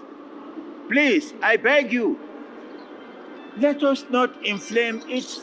It's going to be solved. It's been solved. We are getting over it. The policy or directive given by the CBN governor becomes inconsequential in the light of the fact that the court has extended the lifespan of the interim order it granted on the 8th of February to the fact that the old notes and the new notes, all of them are legal tenders in Nigeria.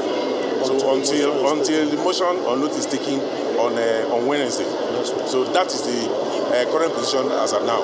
Any other step in contrary to that will be in contravention of the orders of the court.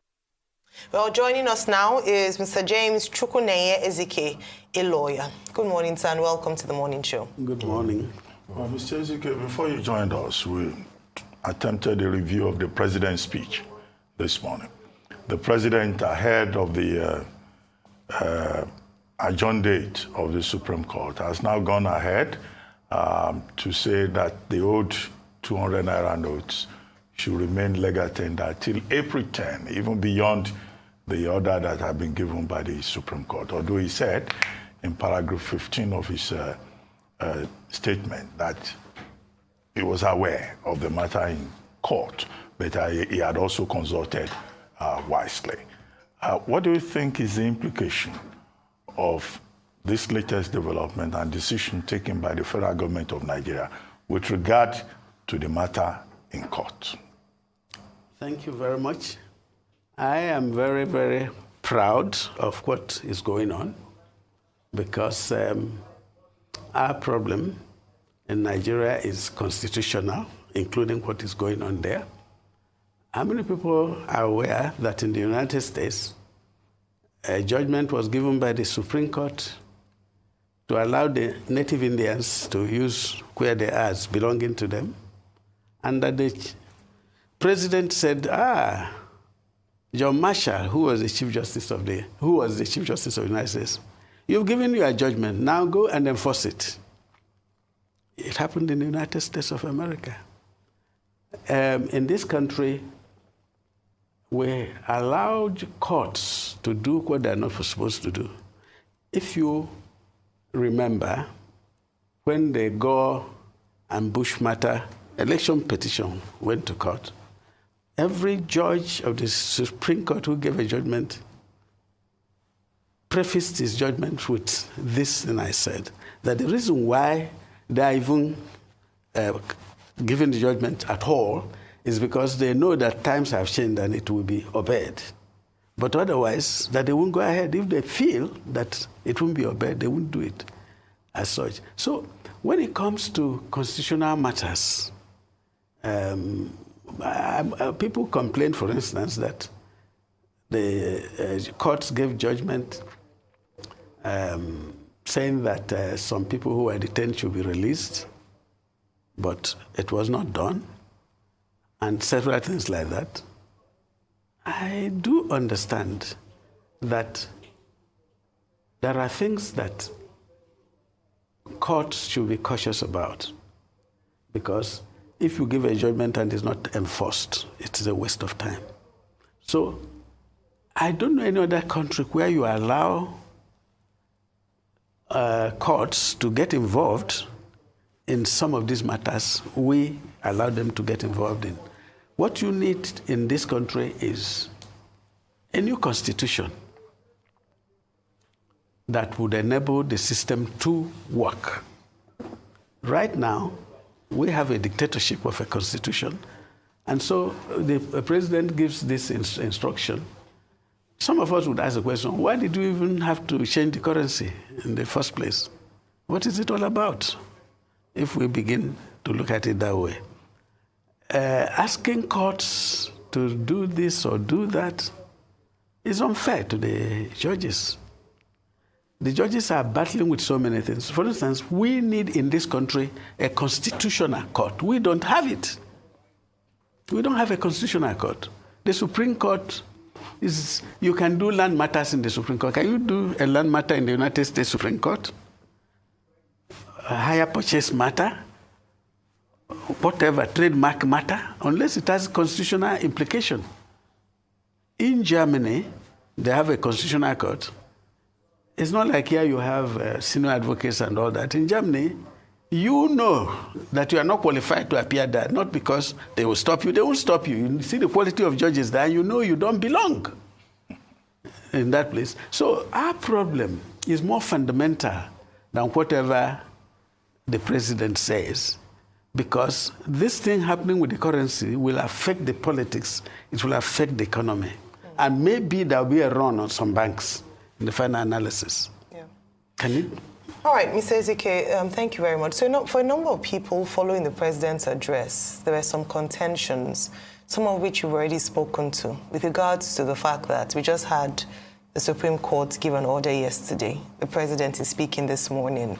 Who do the banks obey? Because the Supreme Court, even though you've said that in terms of the Constitution, there are matters that do not quite concern them, but they have given an order and it's still in court. Prior to this, the president had said that he was going to obey the rule of law. Is this not deviating from what he said? And then doesn't this leave the people who have to act on this in a conundrum? Who do they obey? Yes. Well, the answer is in the question. What gave rise to all these things? It is called confusion. And that confusion has arisen over the years because nobody knows the limitation of the powers of the federal government and the state governments. And we haven't got a constitution that is well demarcated or made by the people. Let me repeat what I've said over the years, namely that unless this country is formed on the basis of complementarity and subsidiarity, we will continue having these problems. When you do it that way, then things will flow naturally. I mean, how can you give one man so much power In the 60s, we used to have a local authority police.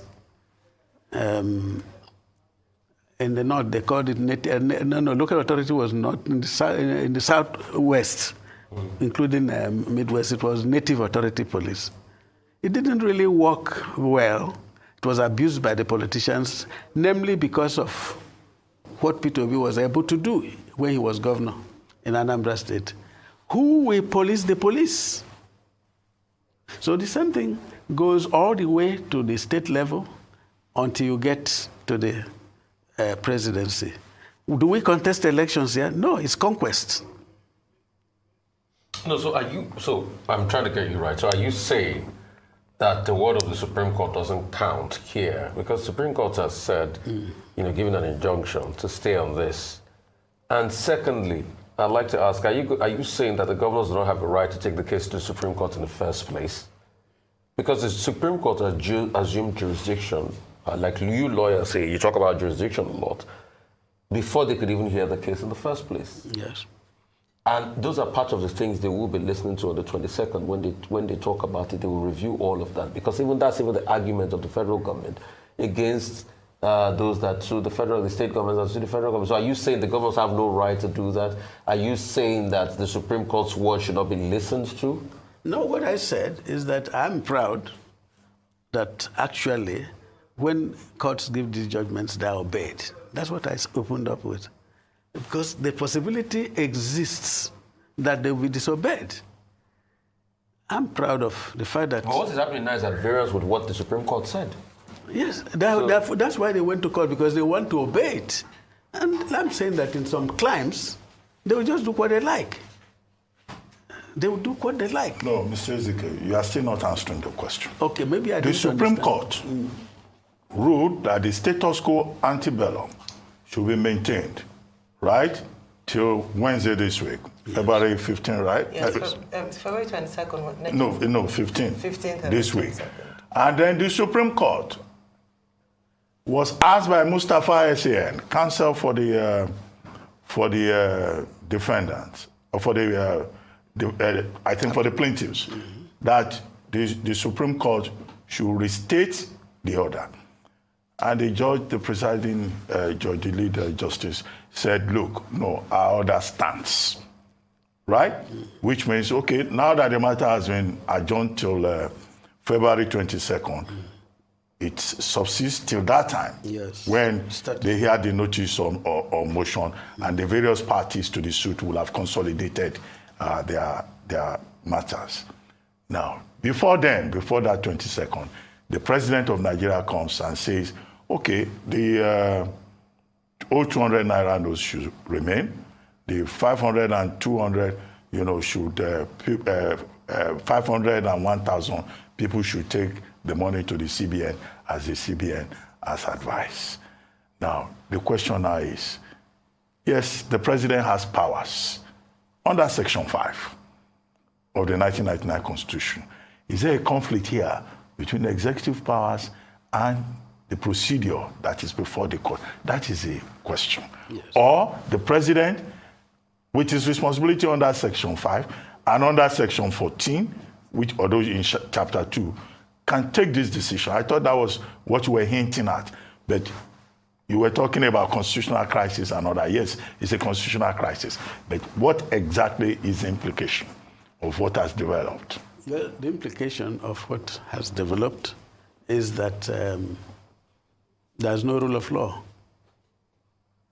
There's no what? Rule of law, as far as it concerns what is going on in the court and the presidency. And rule of law is at the heart of democracy. What we have here is a total misconception. When the military left, the understanding of the Constitution was that once the judiciary says this, it has to be obeyed. That was what it was.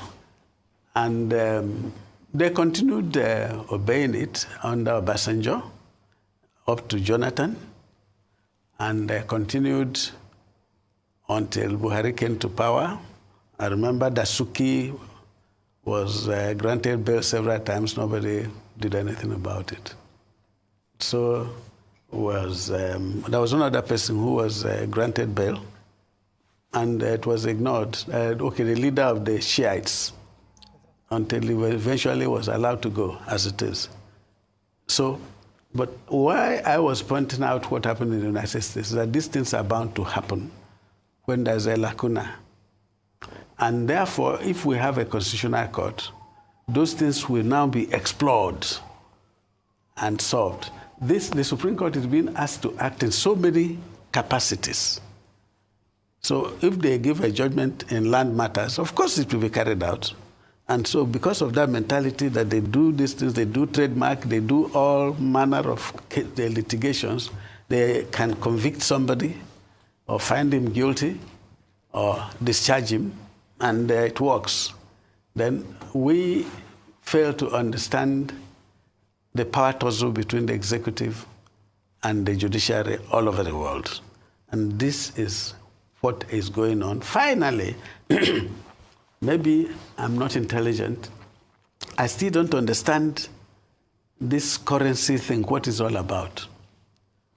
Because why should it be at this point in time that we are changing the currency? If it is a matter of policy, for instance, to stop using money for election rigging or vote buying, they should say it and stand by it. That is, if, for instance, Buhari wants to conduct a clean, fair, and free election, he should stand by it, and history will know him for it, that yes, he went all the way. Well, he did reiterate it this morning during his address. He did mention that, in fact, that was one of his parting shots, that it's timely because it's just before elections, and part of what they're trying to do is to minimize vote buying or election induced by money or votes induced by money. So he has stated it, and he has also reiterated a number of times that he's committed to leaving a legacy of a free, fair and credible election. So he hasn't minced words about that. Today? Yes, today. And even previously. But just to talk about this statement around the absence of the rule of law. So what then is the essence of going to court? What then is the essence of still having a Supreme Court judgment if the executive, in this case the president, would decide which one he wants to obey or not? Is that not tantamount to a state of lawlessness and anarchy? I agree with you. That's what I'm saying, that it's not the first country in the world where it happened. Many people are not aware that the final court in the United Kingdom is not their own Supreme Court. It used to be called House of Lords. The final court in England is the House of Commons. Many people don't know that. That any judgment given by the Supreme Court of the United Kingdom can be changed by the Parliament sitting as a court and changing it. Remember the Obama oil case and so many others. And in other words, they don't have a sovereign legislator in England. It's not sovereign. But the reform you are asking for, I mean, that's maybe in the future. Yes. That will require constitutional amendment. But the questions we're raising relate to where we are now. No. And he asked the question about jurisdiction. People the federal government is saying, look, the Supreme Court has no jurisdiction. Some people say the state governments, have no jurisdiction. You still have not addressed that. I have addressed it by saying that unless we go for the fundamental solution, as a matter of fact, it was under Abacha for the first time that it was seriously considered, this question of having a constitutional court. But ironically, it was the judges of the Supreme Court who opposed it and said, let the Court of Appeal be the constitutional court. Well, thank you very much for your time this morning, Mr. James Ezike. Mr. James Ezike is a constitutional and commercial lawyer. It's time now for a short break on the morning show. When we return, we'll have Arise News analyst Emmanuel Efeni join us to review top stories in today's newspapers. Stay with us.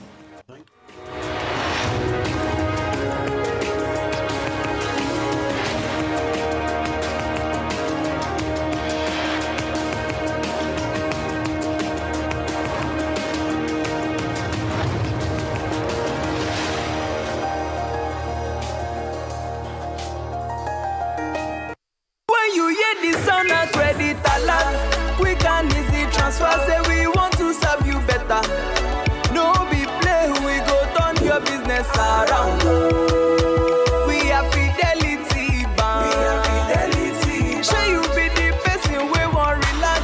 Save your money, your girl with the serve, we know they tired. Say now your future be our concern. At Fidelity Bank. We are Fidelity Bank. Fidelity there for you.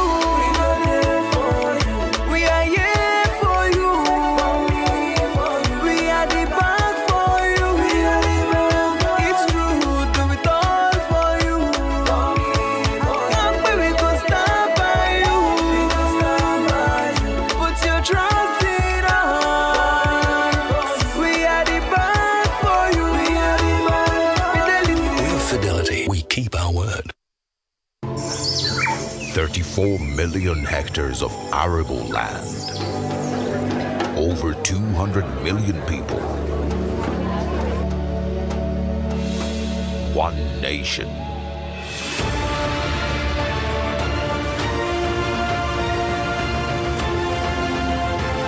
Home to Africa's fertilizer company.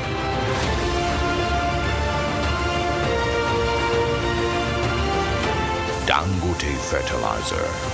Pure urea fertilizer.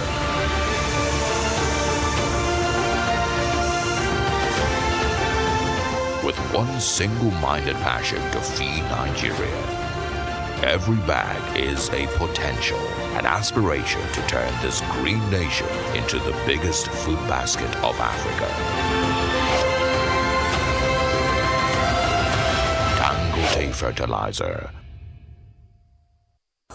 Let me tell you, no matter your poor background, PDP will give you the opportunity to be anything, to be whatever you want to become in your life. Yawa, da so samu ne, Atiku ya samu, wazirin mu da shi da Okowa su ne namu. In fa an samu, wai, da na samu. Idan na samu kai ka samu kowa ya samu. Da so samu ne, ku dangwala wa Atikun dai, saboda ba wani shakka shugaban kasa shine daidai. In fa an samu, dala ta karye. A cire tsoro a gyara tsaro bana dole mu warke.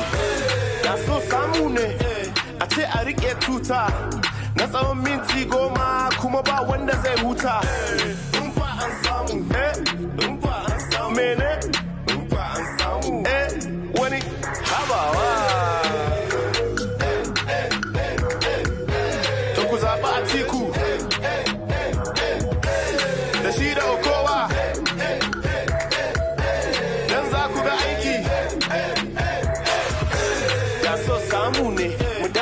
Ma PDP ku fito mi zaɓe ku fito da BBC. Rayuwa for Naija is hard, ko baba ya san ino easy. Ga tsada ga layin mai ga yunwa ga ba ko sisi. Rainy days ahead amma ga lema Atiku muke so sai lema da ni da kai da shi har da kema ran zaɓe da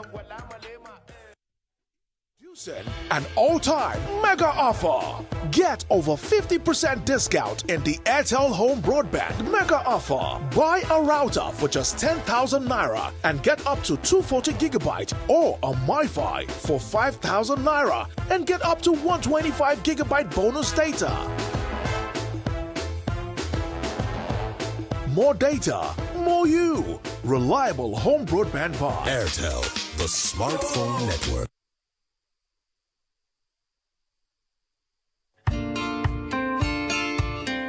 Hi there, welcome to Able to Vote Guide. Able to Vote Guide is a voter education series to increase the participation of registered voters with disability and the society at large. My name is Jake Epele. I am the CEO and founder TAF Africa. Let's begin.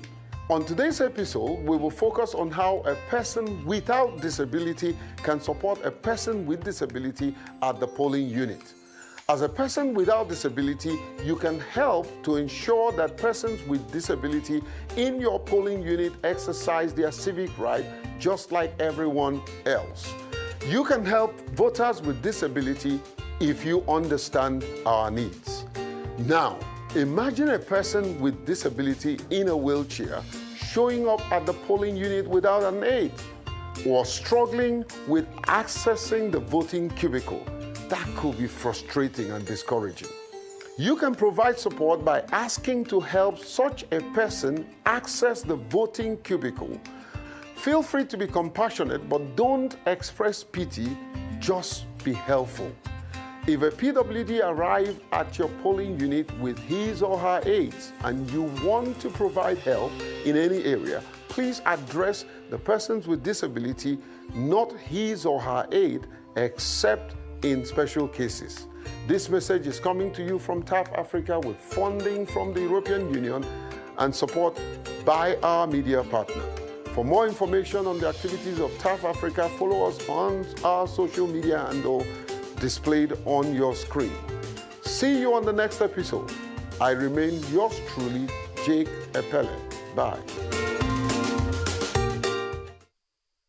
A day to remember in the history of our dear country, Nigeria. 9 wise men from the north who were governors came together on June 8th, 2022 to stand for equity and fairness in the interest of our nation, Nigeria. They buried personal interest for the unity of our country. They supported the call that power must shift to the south in 2023. They chose a Nigeria agenda. We salute our brothers and sisters in the northern part of this country who, in spite of their vote advantage, continue to propagate the unity of Nigeria by promoting rotational presidency between the north and southern part of the country. Let voters in the north follow the move by these leaders. Vote for power shift to the south. It's the turn of the south to produce the president in 2023. Let's vote Bola Tinubu for president for a renewed hope of better Nigeria. Vote Kashim Shettima as vice president. Vote APC.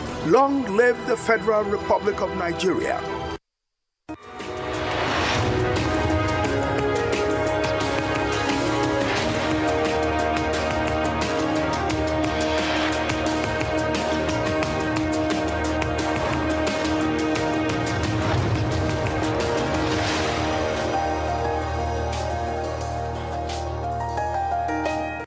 Welcome back to the morning show here on Arise News.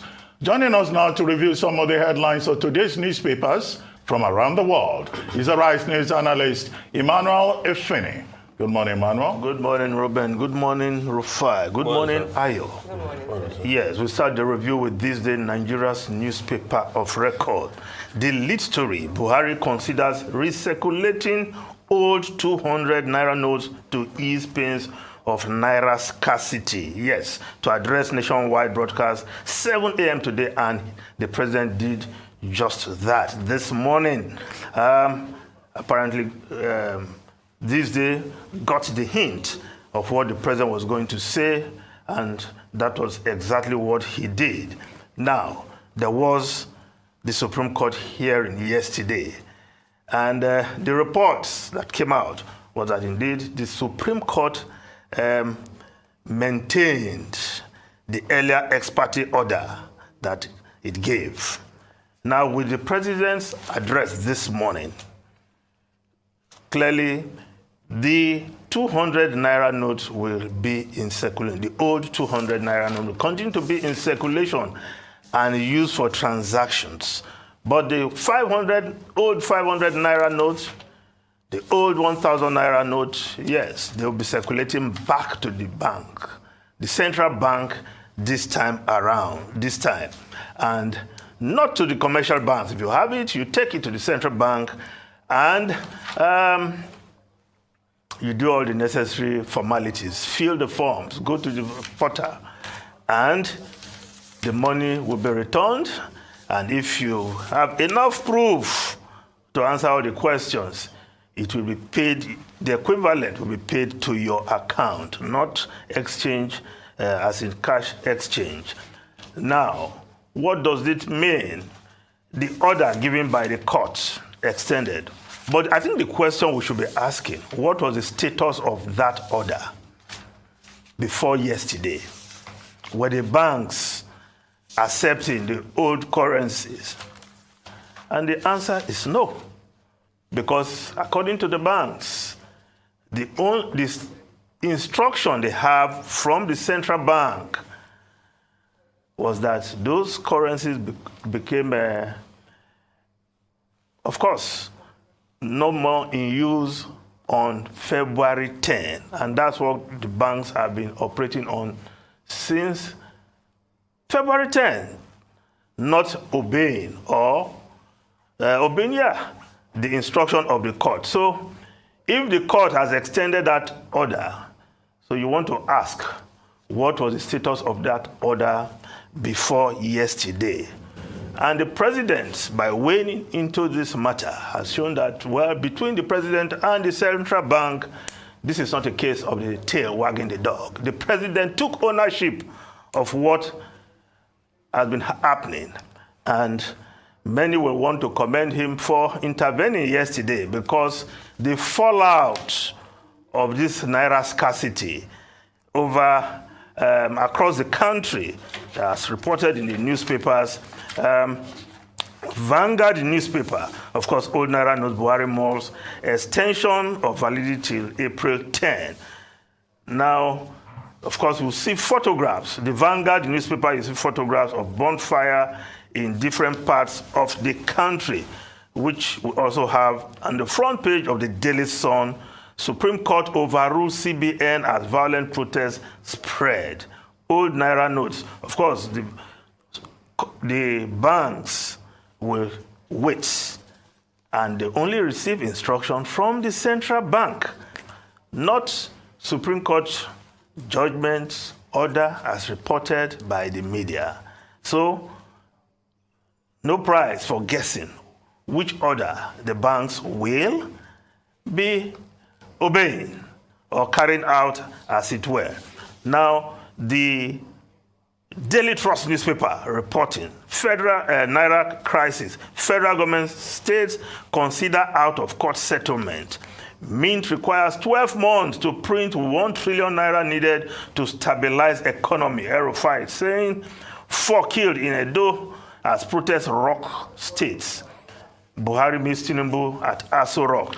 Yes, the Nation newspaper reporting this story, out of court settlement talks on Naira crisis collapse. Federal governors disagree on central bank's claim that old notes have been burnt.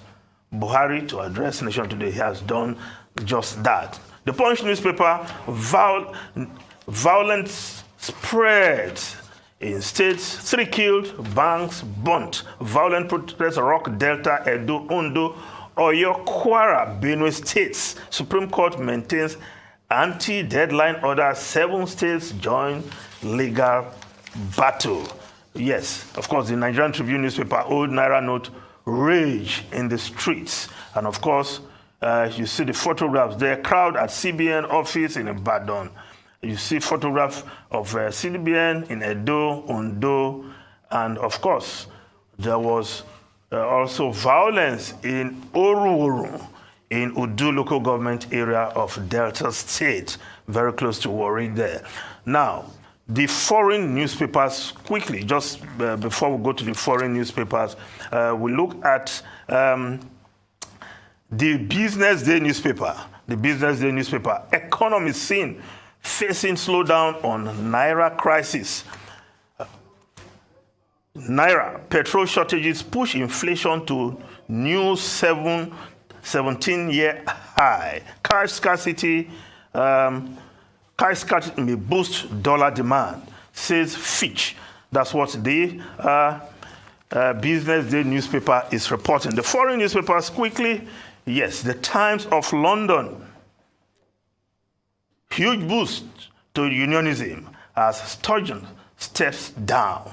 Yes, Nicola Sturgeon, the First Minister of Scotland, has stepped down. And according to her, the brutality of politics has sapped her energy to the extent that she has no more energy to push for Scottish independence. She was pushing for a second referendum. It never happened. Is that the end of the Scottish independence quest? Well, under this UK government, the UK government did not offer any approval for a second referendum. Nicola Sturgeon herself came to power after the first referendum led by Alex Salmond in 2014, and the Scottish, they voted 55% to 45% to remain within the union. Yes, the argument is that it will be a major setback. Nicola Sturgeon itself already losing steam in terms of support within her party. And then in addition to that transgender politics, transgender issue, in which also she couldn't gain popularity, even within her own party. So she's leading, she was leading up to now a divided SNP on those two critical issues. So the part of it that I find curious is that the Labour Party, is saying that, this will be something that will propel Keir Starmer, to the prime ministership of the, of the United Kingdom. But it came as a shock. It came so suddenly. And she's talking about the brutality of politics. So it's not only in Nigeria or Africa that politics is brutal. Before her, we had Jacinta Ardern, stepping down after, her tenure in office. Now it is Nicola Sturgeon after 8 years. If it were in Africa, one old man that is almost 100 is still president of a country in Africa. He still wants to go for the next election. But, different things. And she made a point about it's not just about politics. It's about being human. You talked about the Naira thing. Well, yes, it's a big issue out there. But the question to ask is the president that has spoken now? I've seen some people in some chat rooms saying, will the CBN follow up? Because the CBN is the regulator. So that we don't have a situation whereby some of the banks will be saying, we have not heard from our regulator. We don't report directly to the president of Nigeria. So it's important that the CBN takes ownership of it as a regulatory authority. Godwin Emefiele met with the president yesterday for the 14th time. Yes, fourth time in 1 week. So, take ownership of it and give these bankers the instruction. Otherwise, the banks, they will say, the CBN, we have not heard from CBN. We have not heard from CBN, even when the president has spoken on the matter. Okay? Thank you very much, Emmanuel Efeni. We'll take a short break now. And when we return, we'll be talking to Mike Guinea, former Akwa Ibom State Resident Electoral Commissioner of the Independent National Electoral Commission, INEC. We'll be right back. Stay with us.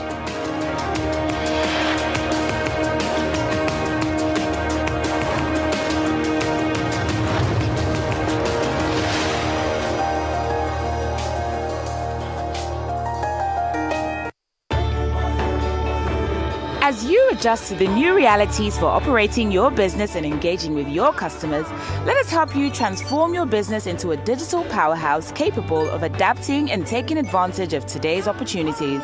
With our best-in-class array of digital solutions, you can conduct your business, receive payments from your customers, and perform transactions quickly, safely, and conveniently, because we've got you covered with the right people, technology, and service offerings.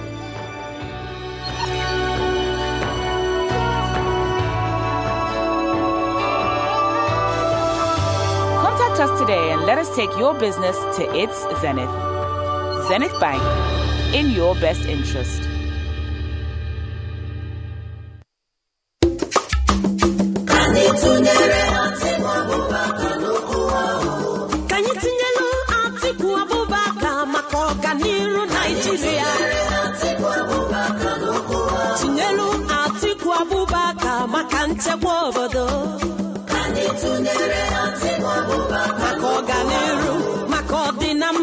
Nigeria. Tunye beselu changu. Tinye botugi. Nanchangu. Tinye latiku. Makanche bogodo. Makoganiru. Esinche. Esonyendu. Atikukua. Ngachio. Iadibama.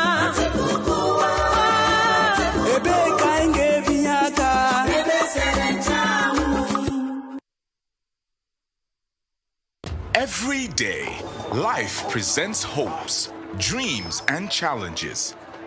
Challenges that can become successes with a little help. Because a little help can empower you to go from despair to celebration. A little help can keep you going until the race is won.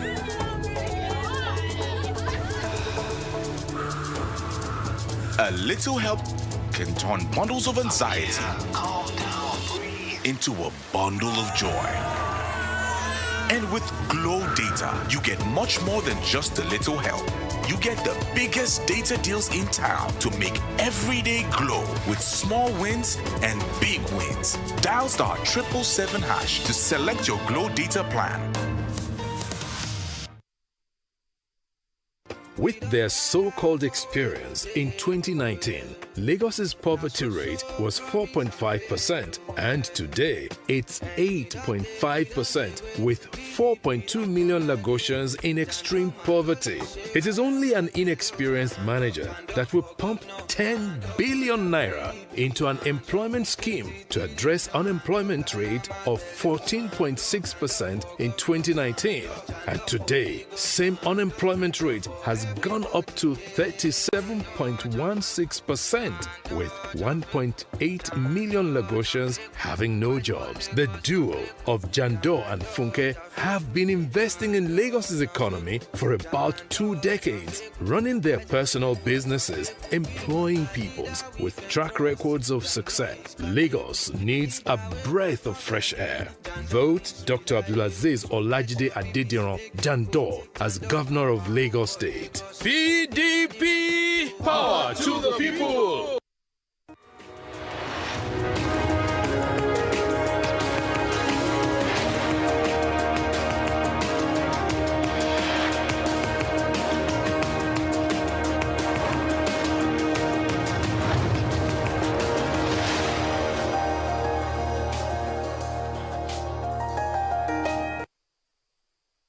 Welcome back to the morning show right here on the Rise News channel.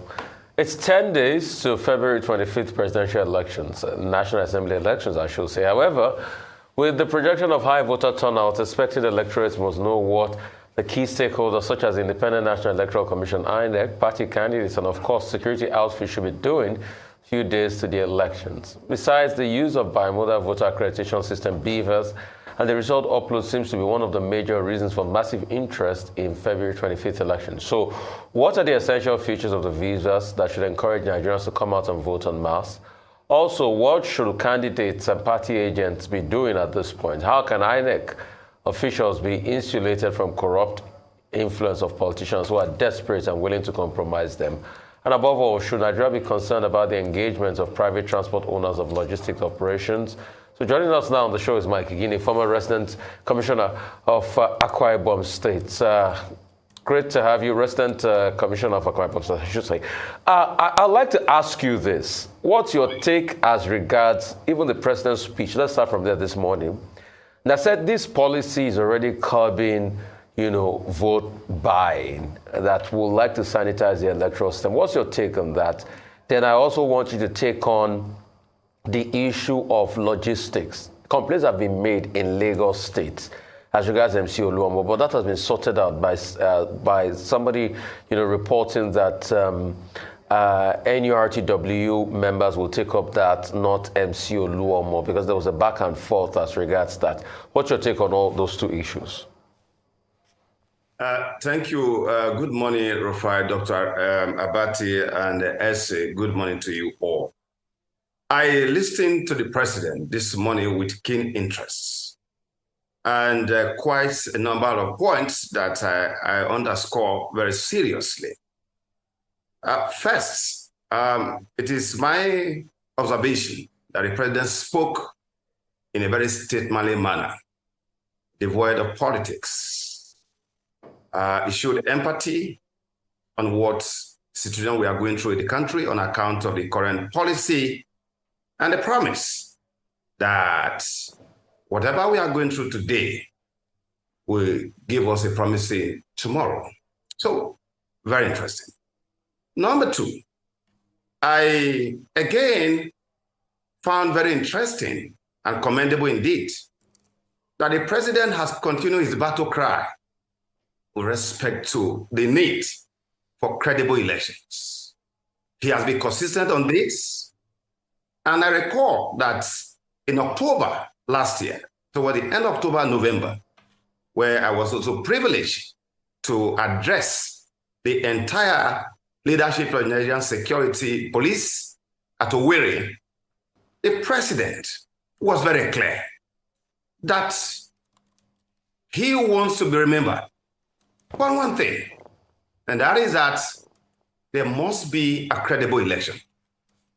And we are aware that that particular day had meetings in Abuja. The conference takeoff had to be delayed. And also it was to travel out of the country, as you all may recall. But the president decided that he must come there because we would have thought that maybe the Minister of Police Affairs could just come and do that. He personally came there. And the statement he made, the charges he gave to the security agents across the country were very profound.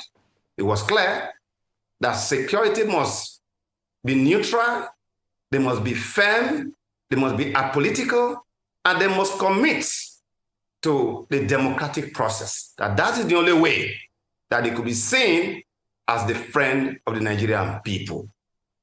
This is what he has repeated over and again this morning. Dr. Reuben, what I will add as a citizen who is very impressed by the statesmanly speech of the president this morning is that the president should ensure that when he gives directive, particularly of the one of this nation, that this directive are carried to the letter. This is very important because I don't know how true it is. I don't know, Dr. Abadi, Ese, and Rufai, you have seen a letter from the Finnish government with respect to the guy who was given order for stay at home in Southeast. The last paragraph, in fact, the entire content of that letter from the Prime Minister is something that I so admired. The last paragraph was to the effect, having stated what he considered as the action in his own jurisdiction as an act of international terrorism, the last paragraph was to the effect that he has directed that the Attorney General should ensure that the guy in question, the Nigerian who made that broadcast, should immediately recount and make another broadcast within 48 hours, and that he's looking forward that his directive will carry out. Therefore, I want to urge the president to do the following, and that is that we don't want a situation where the president gives order and the order is not carried out. All right. Therefore, the president should have regular, we're talking about 10 days to the election, and these following things have to be done by Mr. President. Have regular briefing from the head of security agencies of the country as the commander-in-chief of the armed forces for the following. One, all the areas that have been mapped out are areas of potential violence. What are the specific plan? They must show to you on paper the specific action plan to be taken.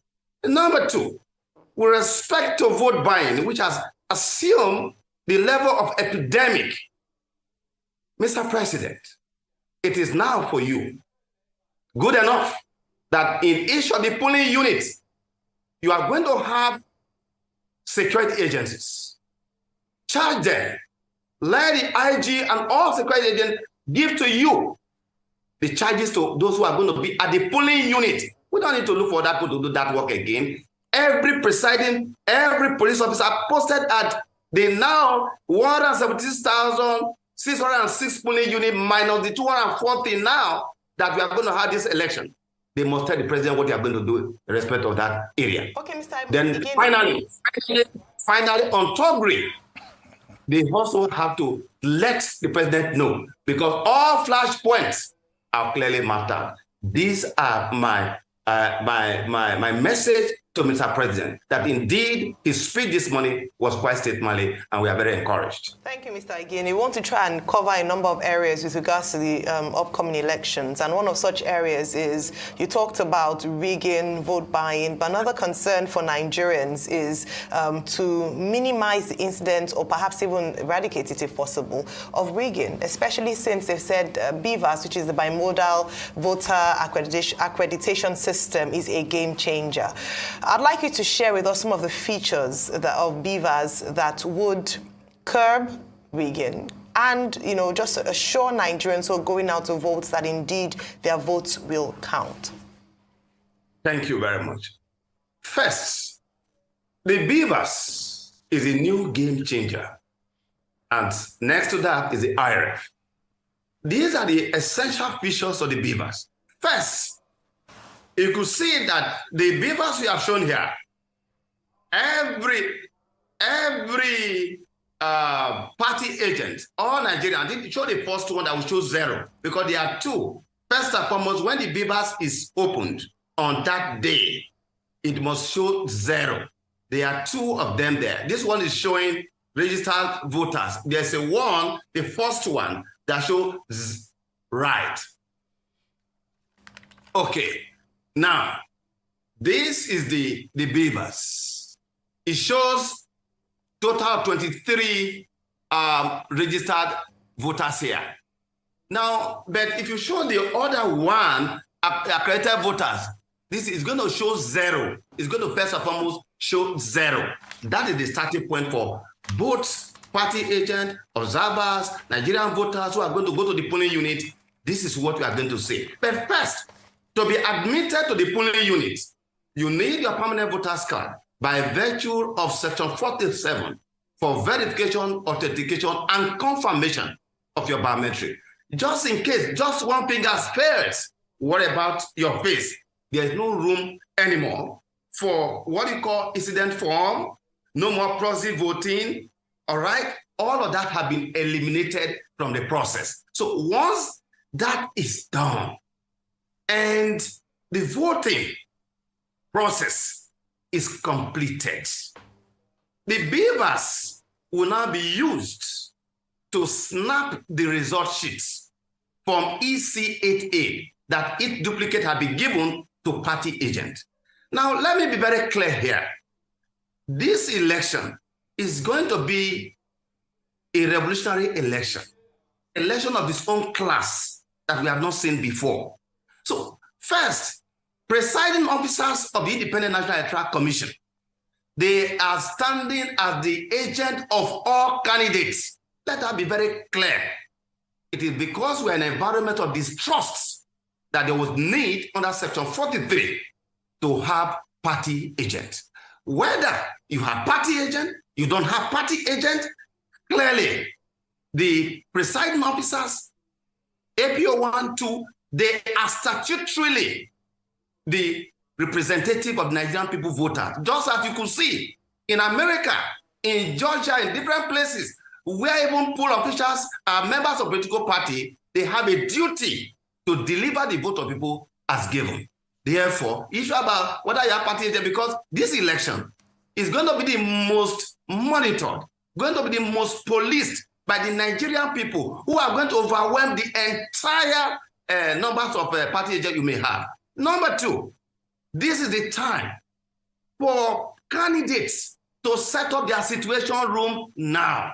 Set up your situation room. This is because at the polling units, the system now is such that candidates, political parties, are going to get the entire collation much earlier than the INEC itself. And that is why you should set up your situation room, because the moment the duplicate has been given to your party agent, he will snap it and, of course, will send it to your situation room. The presiding officer is required to now proceed to the ward level. At that ward level, the process of moving to ward level, which is respect to INEC, in case of political party and candidate, they would have got their result already. And that's why they are going to collect much earlier than INEC itself. Now, this is very important. For the presiding officer, The beavers, let me inform, have been designed in such a way and manner that there is basically nothing that you can do to bypass it. If you bypass it, that is to say you didn't use it at all, it means zero. The beavers is one that issue about overvoting cannot be talked about. The pyramid you have shown here is clearly a pyramid to repeat, to let people know that this election, its outcome, its success is going to be a reflection of our collective value as a people. Because as you can see, at the headquarters, at the state and local government, from the supervising presiding officer down to the last point here, as a pyramid, the base is broad.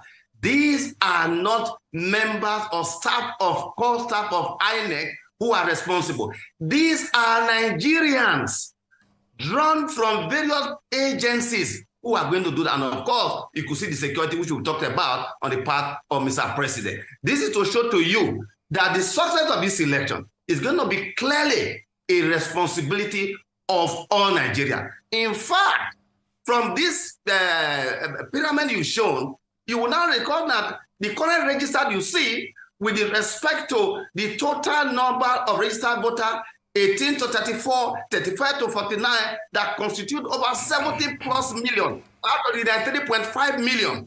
The implication of that is that the youth of Nigeria, the future of this country is now clearly in your hand. Those of us who are now above 50, we have basically come to exercise our franchise on that day.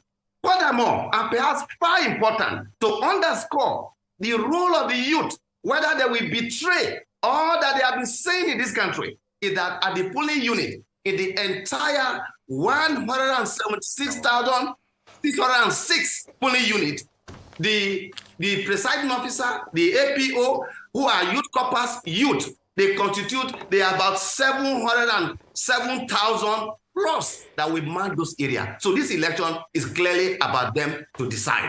That with respect to that. Now, with respect to the issue about transportation, INEC has cleared that very well. See, the union is just a union. The individual members are private vehicle owners that are engaged with specific personal, what they call contract signed with INEC. Not what INEC had with the union is an MOU. So that if any of your members fail to deliver, and here I want to make an appeal to transport workers, that ordinarily on election day, nobody is going to go with vehicle.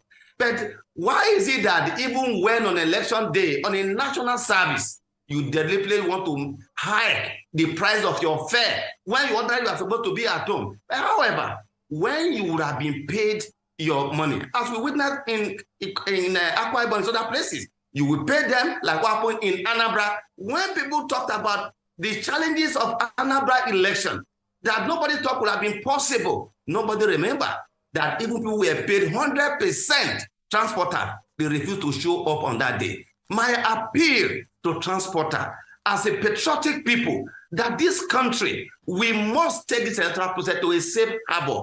That is the message of Mr. President this morning. And I want to believe that that message is going to be taken clearly. Now, it is important for us to know how elections are manipulated, despite the fact that, yes, how election results could be manipulated. But first, as a rider, let me inform all Nigerians that INEC have developed processes and procedure that is going to be making difficult, if not impossible, for anybody to think of rigging election. Now, I gave you this example here. But first and foremost, it should be noted that because INEC is going to do what they call live transmission of the upload to both the central server and, of course, the IREV simultaneously live, in which case, once the results at the polling unit have been uploaded live to the IREV result viewing portal, it becomes difficult for any presiding officer who is proceeding to the work collation center as it used to be before to now change the result either on the way, media race, or at the work collation center. That is no longer possible. More so, INEC has set up what you call the collection support resolve verification system. However, let me speak to that particular infographic that you have shown, so that what you call agent of political party, you have to be very careful.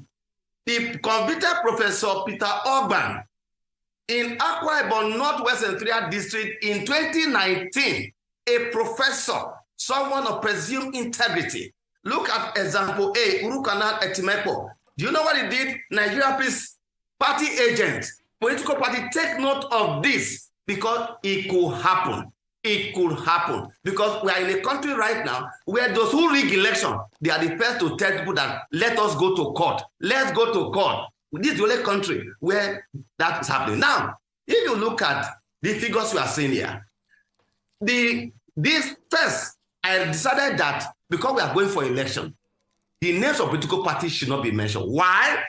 Political parties are meta construct.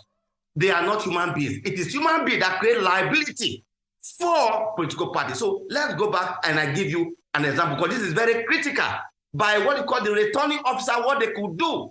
Now, let's go to the first figure. The first figure, let's go up. The first figure of 25, example A, right.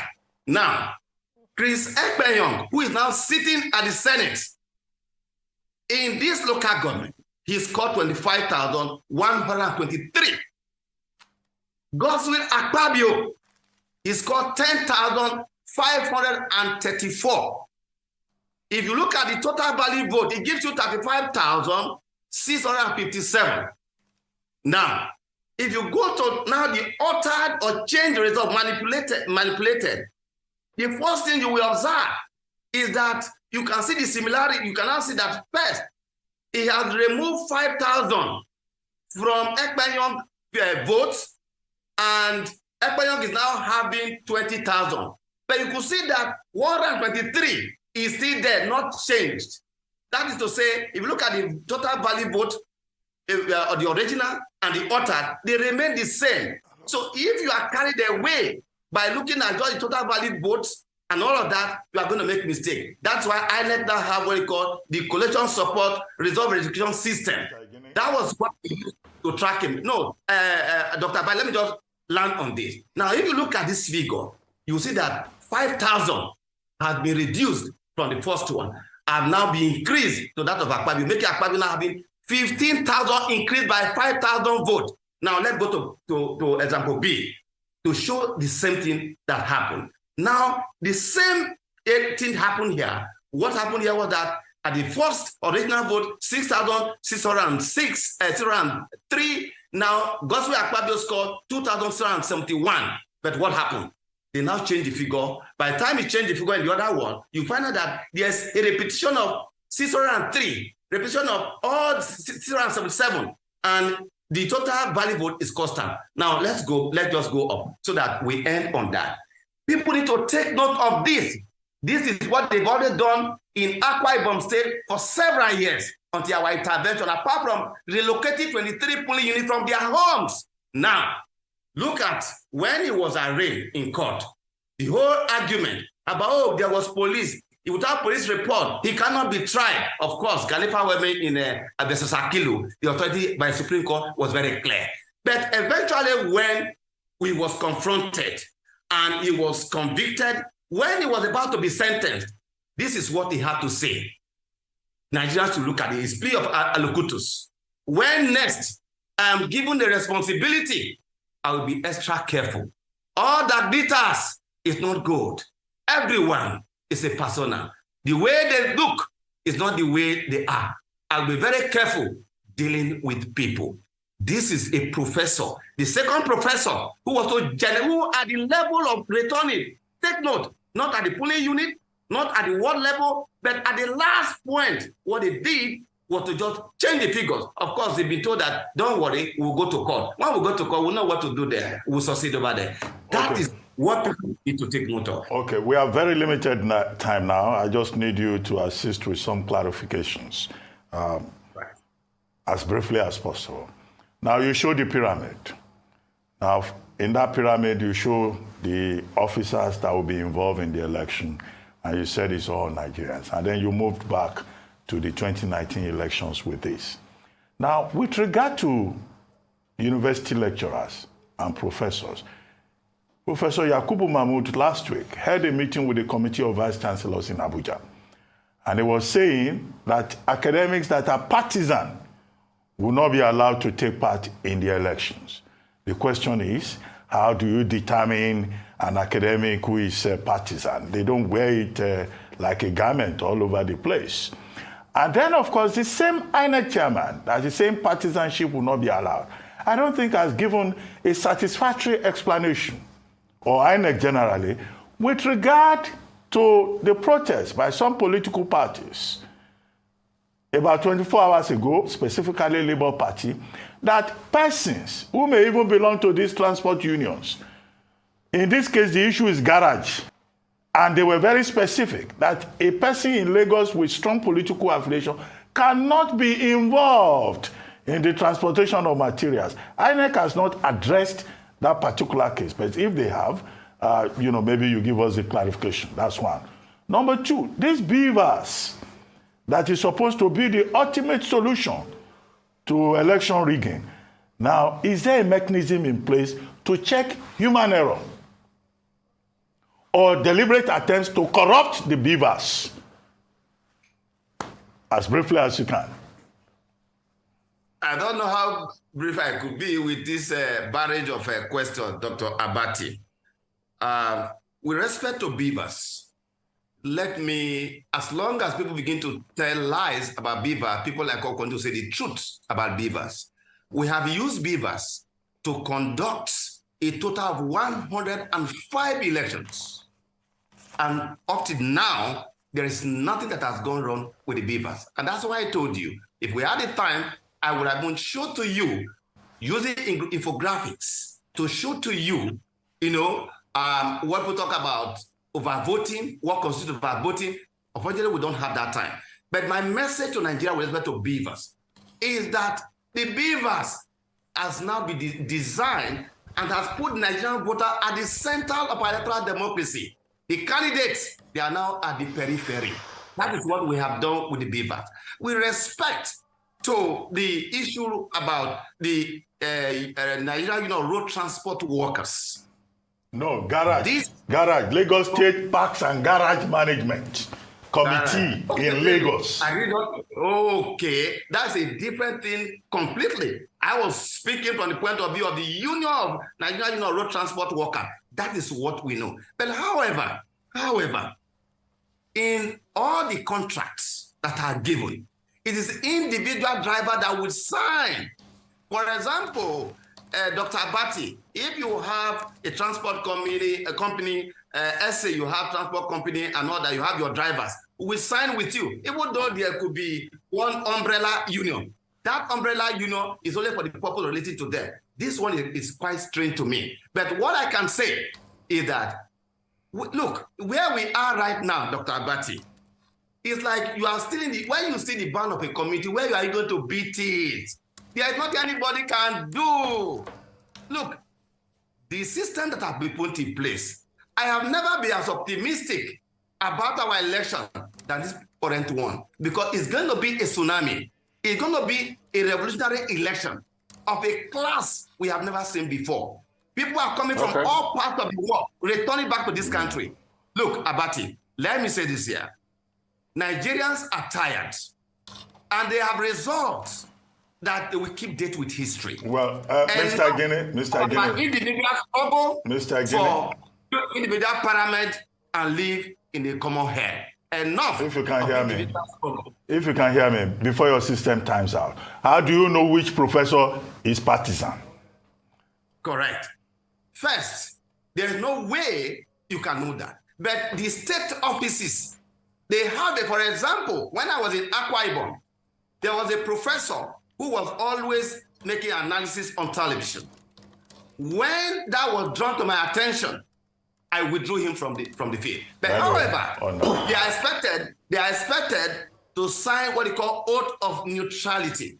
Oath of neutrality. And so anyone who deviates, any and all who deviate from the higher principle of ethical standards, they must be brought to book. And that is why Okay, on that note, Mr. Guinea. and that is why another one is still on trial. Okay, thank you very much, Mr. Mike Guinea, for joining us on the morning show. We'll take a short break now. When we return, Ojinika Ukpe will be here with details on what's trending. Stay with us. We'll be right back.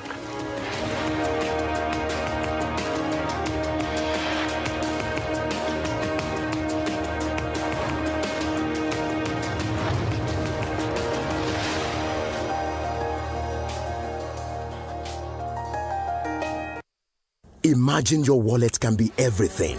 Well, almost everything your bank is to you. That's exactly what First Money Wallet is. First Money Wallet from First Bank is another swift and seamless way to bank from your mobile phone. It doesn't matter if you have a First Bank account or not, nor the mobile network you use. Everyone can open a First Money Wallet, and it's very easy. Your phone number is your account number. With First Money Wallet, you can send money using just a phone number, receive money, pay bills, buy airtime and data for yourself or someone else, and in check balance. You don't need a bank account at all or BVN to enjoy the boundless possibilities First Money Wallet offers. All you need is a registered phone number, and you can fund your wallet easily through your First Bank account or any bank account and debit card. What's more, First Money Wallet is highly secure with fingerprint technology and PIN. And when you need cash, just walk up to any First Money agent near you to withdraw money. No smartphone, no wahala. Just dial *894*1# on any phone. So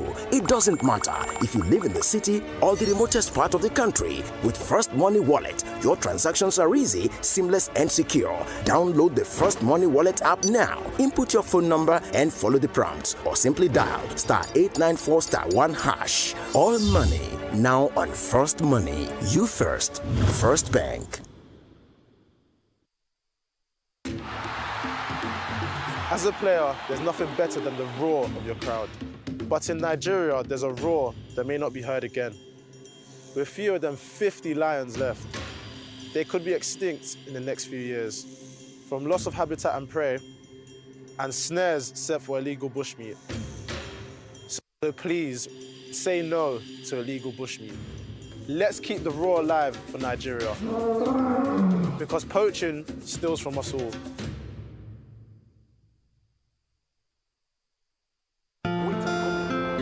I've been running my business on my own, trying my best to get it to the next level, but I really need some help to get ahead.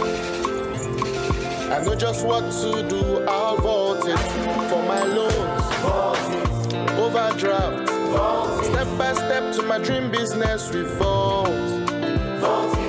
Salary earners, entrepreneurs, get your loans with no collateral. Quick sign up, zero paperwork, step by step to your dream business we vote. Vault is available to individuals, SMEs, and corporate customers. Download Vault by Polaris Bank from the Google Play Store or Apple App Store to get started today. Esther, you're late again. Esther? She's a wandering light in the darkness. She's beautiful. Oh, she's a superstar. She never let her mama down. She's beautiful. She know they fear. She know they ever got a hand for her. No phones at the table, please. Oh. Esther? Oh. I love you too.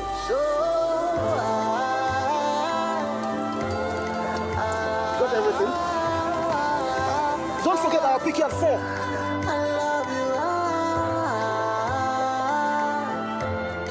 Airtel, the smartphone network.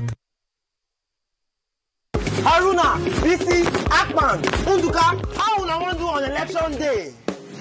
On election day, I go take my PVC. When I reach where I dey vote to, I Now broom I go put my hand for Tinubu. On election day, I go take my PVC. When I reach where they vote to. Now broom I go put my hand for Tinubu. People of Nigeria, make we all come out on election day and vote Asiwaju Bola Tinubu as president. Make Nigeria for better. Make you put your hand for APC, the party where show broom. Not forget oh, now broom you go put your hand in. Bam! On election day, I go take my PVC. When I reach where they vote to. Now broom I go put my hand for Tinubu.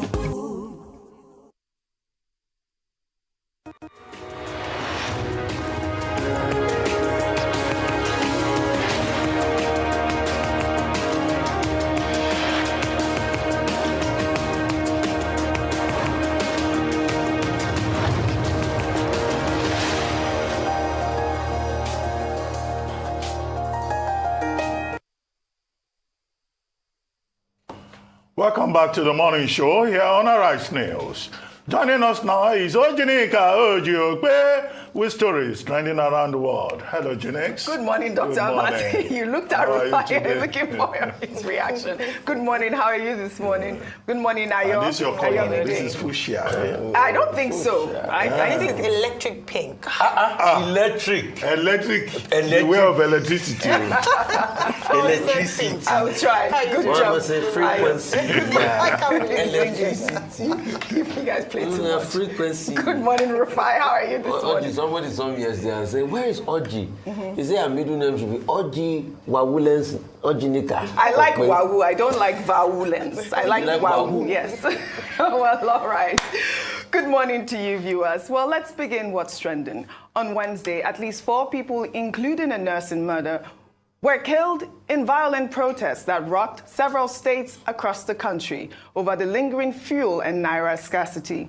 The protests were witnessed in Edo, Oyo, Delta, Kwara, Ondo, Benue, and Akwa Ibom State. In Benin City, the Edo State capital, protesters barricaded the gate of the Central Bank of Nigeria in an attack foiled by a combined team of officers from the Nigeria Police Force and the Nigeria Security and Defense and Civil Defense Corps.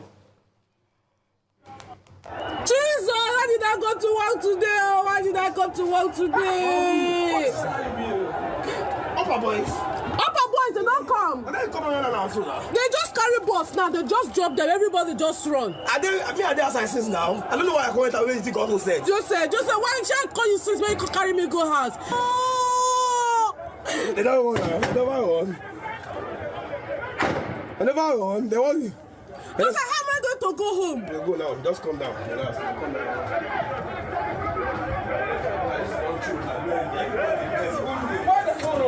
I'm making a pass. Just come. Somebody! You don't kill somebody! Wait now! See somebody, you don't see her for ground. No. Jesus Christ! Where did I come to work today? Oh my God. That guy don't die! The boy is still on the floor! No, they should do something! They should do something!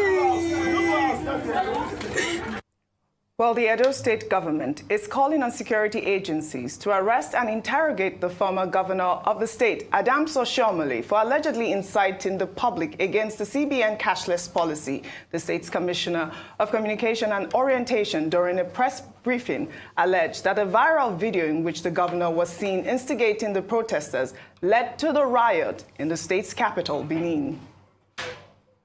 Around the city all day, we've been speaking with some of these protesters. And we've done our own very serious and thorough investigation. And unfortunately, we have discovered that there's more than meets the eyes. At this juncture, I'd like to call on the security agencies to call former Governor Adams Oshiomhole for questioning. He should be arrested and also made to account for its movement in the last few days, especially here in Benin City. Oshomole deliberately instigated the riots or the protests of the people. Protesters were injured as cars and automated teller machines were destroyed in Delta State and other states over the scarcity of the old and new Naira notes, as you'll see in these videos that have gone viral.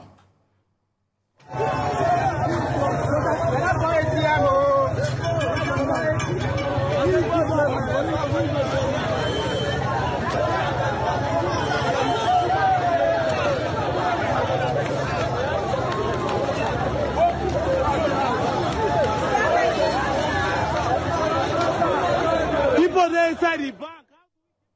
Well, I hope that we can get that video that showed a lot of the violence that occurred yesterday in all those states that I mentioned earlier because of the scarcity of the Naira. Well, I hope that, Buhari's pronouncement this morning will help douse a lot of the tension that occurred yesterday in all those states. But I wanted your thoughts on the protest as well as the call for Adams Oshomole's arrest. I mean, there was a video that was circulating. I'm not sure if that's the video that the States Commissioner was referring to, where, it appeared that Oshomole was just talking to a group of people. I don't know if that's the viral video, but I don't know what your thoughts are on that. After a fashion, what we are saying is that because it's political season, everything is politicized.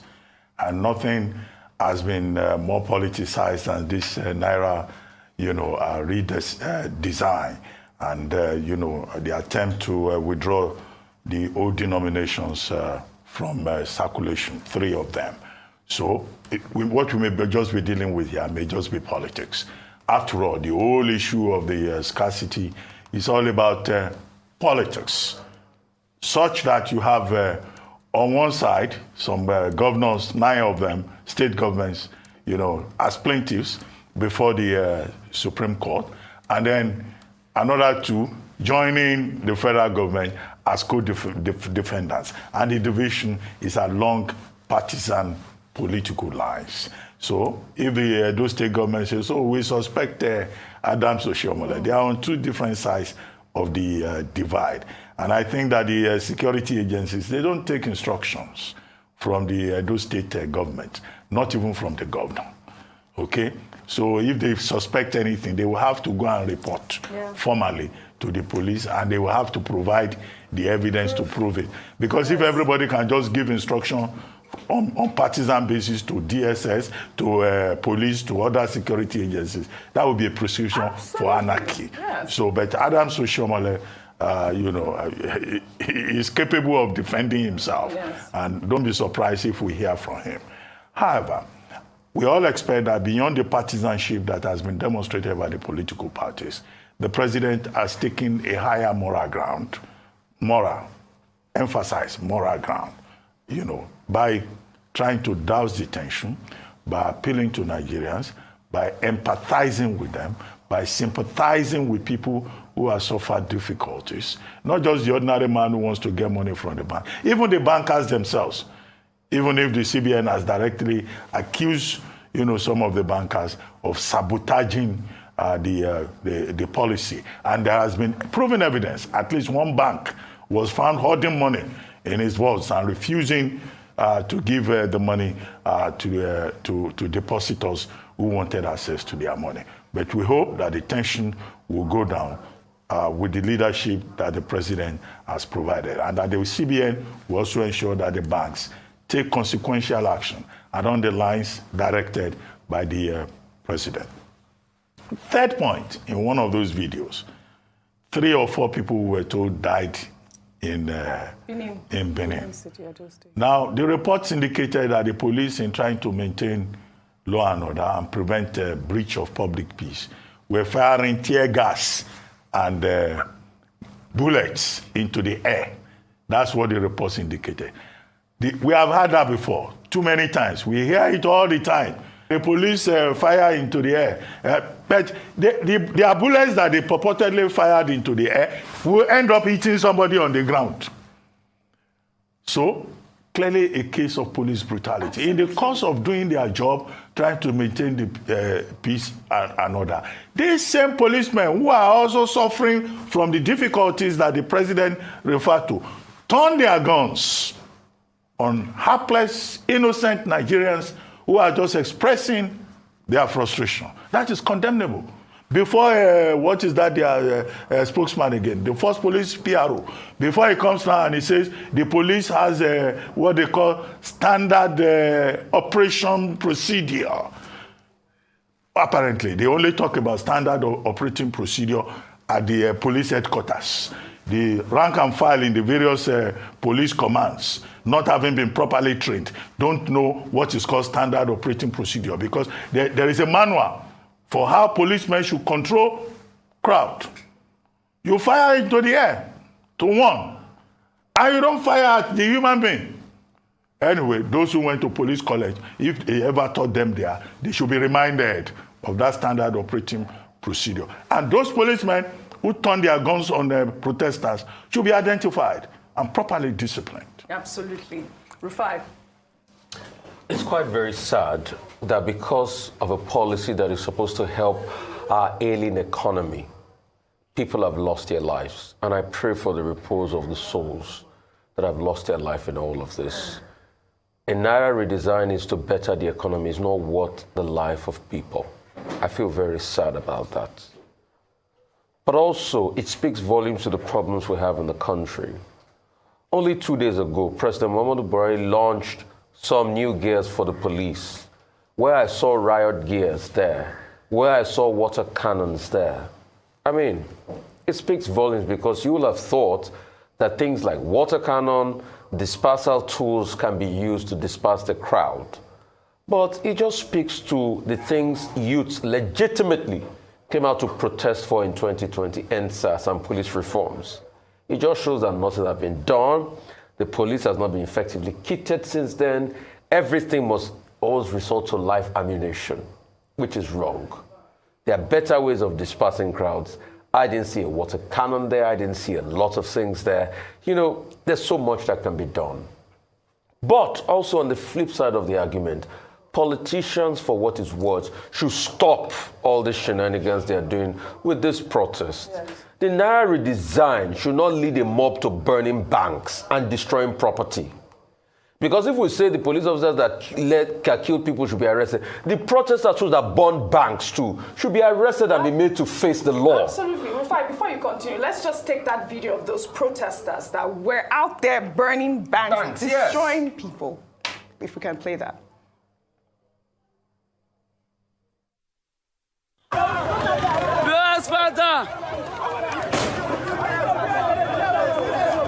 US Fanta! US Fanta! You know, boss!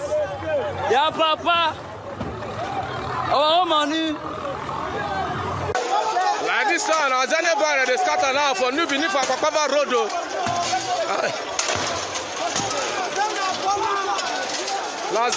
La first bank now.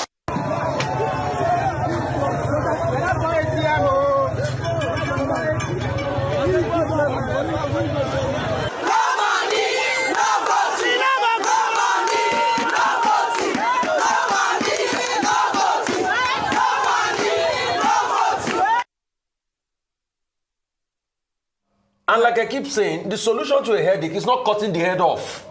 We are all in this together. This is to better the economy. And for all the people protesting, yes, you are facing the hardship, but this policy is to be able to normalize the economy that you protested that has gone bad all these years because of the shenanigans of all these politicians and because they are the ones storing the money.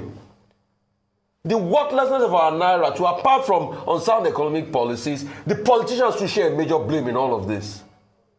And concerning the man that the finger, I don't think people should point accusing fingers because of politics.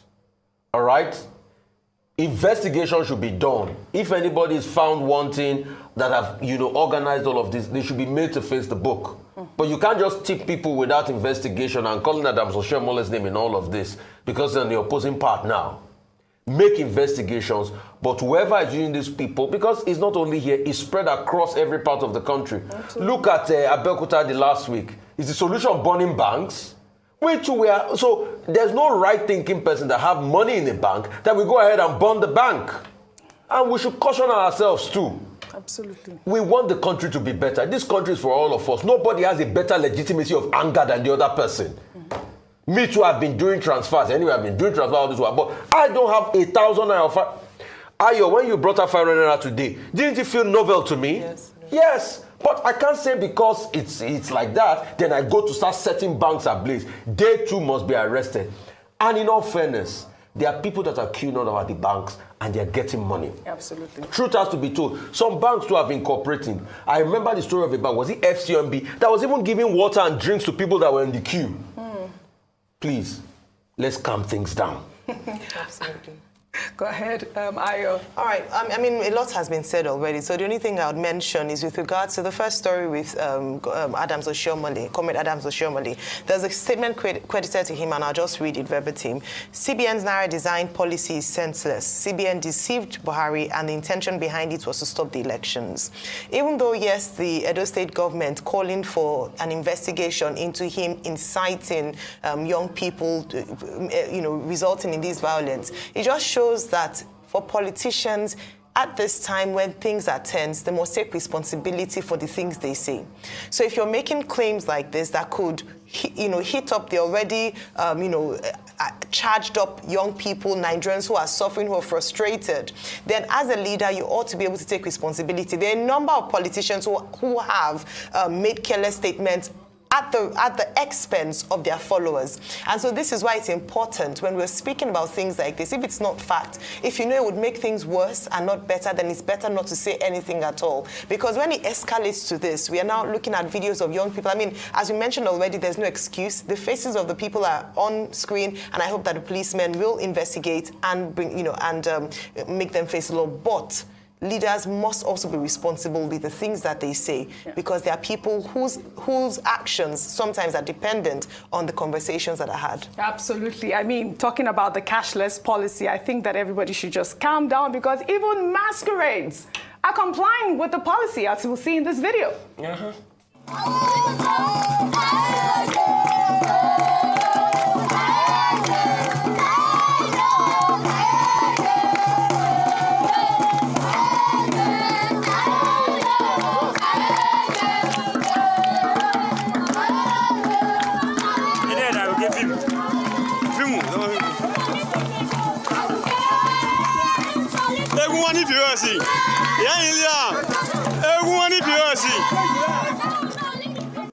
An obedient Nigerian right there. All right, then, we'll take another story. The All Progressives Congress on Wednesday held their rally in Rivers State, where the party's flag bearer, Bola Ahmed Tinubu, was welcomed by a massive crowd at the Yakubu Gowon Stadium in Port Harcourt, the state's capital. The rally is coming as the opposition's People's Democratic Party cancelled their campaign in the state after a series of controversies and reported attacks on members of the party in the state. Tinubu at the rally urged his supporters, particularly the youth, to ensure that the forthcoming election is hitch-free and devoid of violence. The rally ended with the APC members reciting the national anthem. When the anthem began, Tinubu was seen holding up his walking stick, to the confusion of many. Let's take a look. Let's build a nation of joy, a nation of unity, a nation that is hardworking, that is working together, not killing one another. May God bless you all. Bless Nigeria. Thank you very much, Rivers. Very much. Thank you, Rivers. Thank you very much, Rivers. Thank you, Mr. and Mrs. Cole, making us all look so good. Now the national anthem.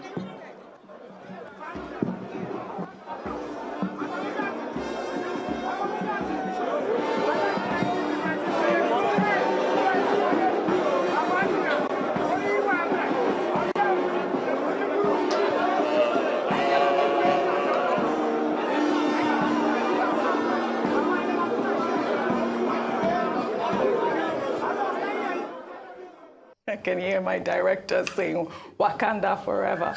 Well, after that rally, the River State Governor Nyesom Wike hosted Tinubu at the Government House in Port Harcourt. Along with other dignitaries during the meeting, Wike blamed the federal government for the Naira scarcity, which has resulted to violent protests across the country, further describing the Naira redesign policy of the CBN as anti-people, stating that it is unacceptable for the federal government to disobey the ruling of the Supreme Court on the matter.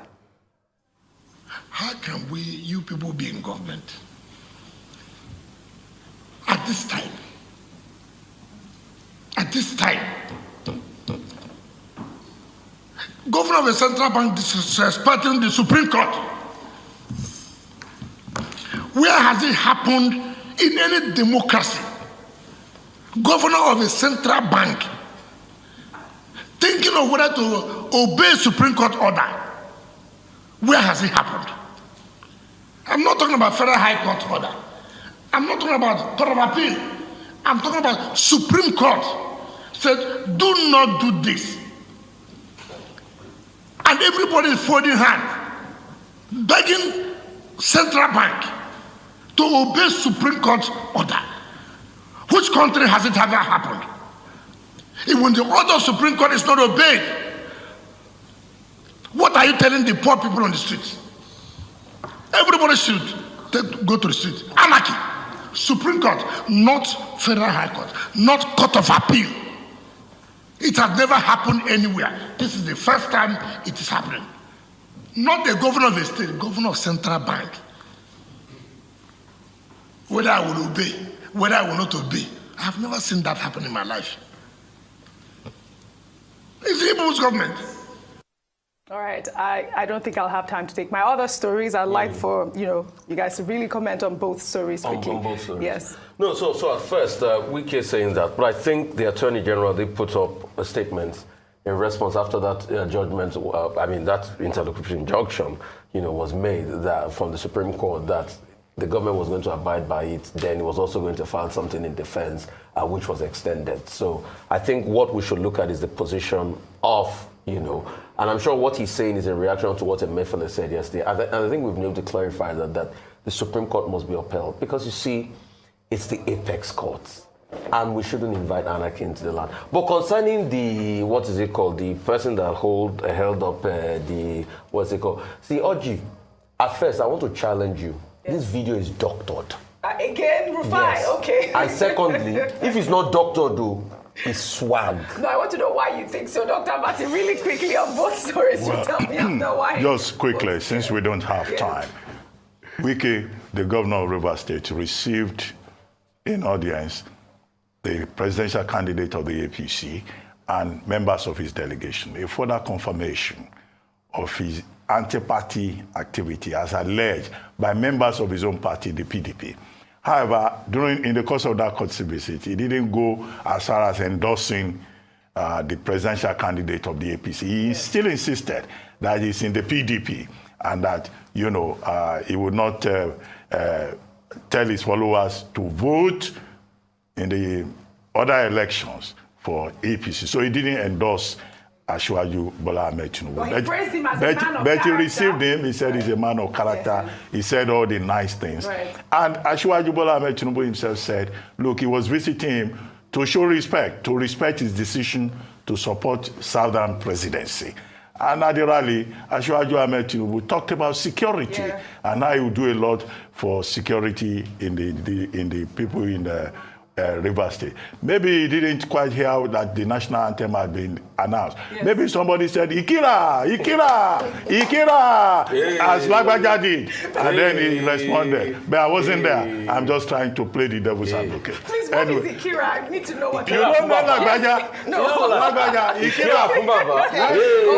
Ikira, you raised your my hand. director was right. He was saying Wakanda forever. Yes. I said the video is doctored. Okay, it's enough. It's enough. Thank you all. Yes, as always, for your mic. great analysis on what's trending. Well, that's all I have for you on what's trending today. I'll see you all tomorrow. And that's all on today's edition of The Morning Show. Rotus Odiri will be here next to take you through Global Business Report. Stay with us. It's still the Arise News Channel.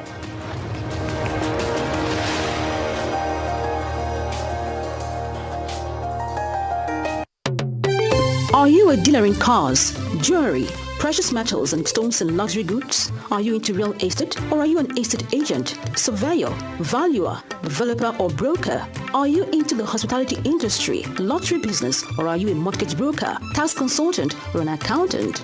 Do you have a supermarket, pools betting and consulting or construction company? If you have, go and obtain your certification from the Special Control Unit Against Money Laundering, SCUMOL, and be free to do your business within the ambits of the law. SCUMOL has the responsibility to monitor, supervise, and regulate the activities of designated non-financial business and professions, DNFBPs, across the country. Please note that the SCUMOL certificate is not a guarantee of legitimacy of any business. To register, visit www.scumol.org. For collection of certificate, visit any EFCC office nearest to you. Remember, registration is free. SCUMOL, securing Nigeria's business environment. This message is from Economic and Financial Crimes Commission, EFCC. When you hear the sound of credit alert, quick and easy transfer, say we want to serve you better.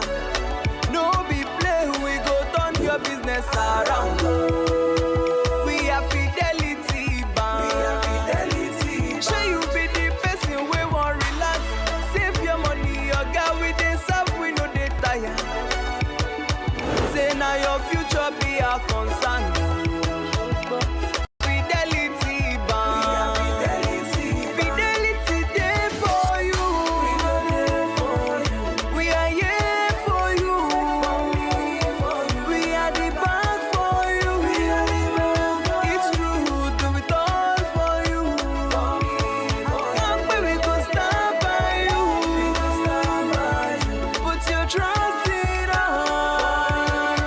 We are the bank for you. Fidelity. We're Fidelity. We keep our word. Nigeria has a problem. A really big problem. The problem has made our country sick. And we cannot remain sick for 4 more years. Nigeria is sick with insecurity, Poverty, Rising cost of living. And an escalating Japa crisis. The good thing is, Nigeria has a pathway to recovery. And when we recover, our country will be safe. When we recover, our economy will grow. when we recover, Our nation will be stronger.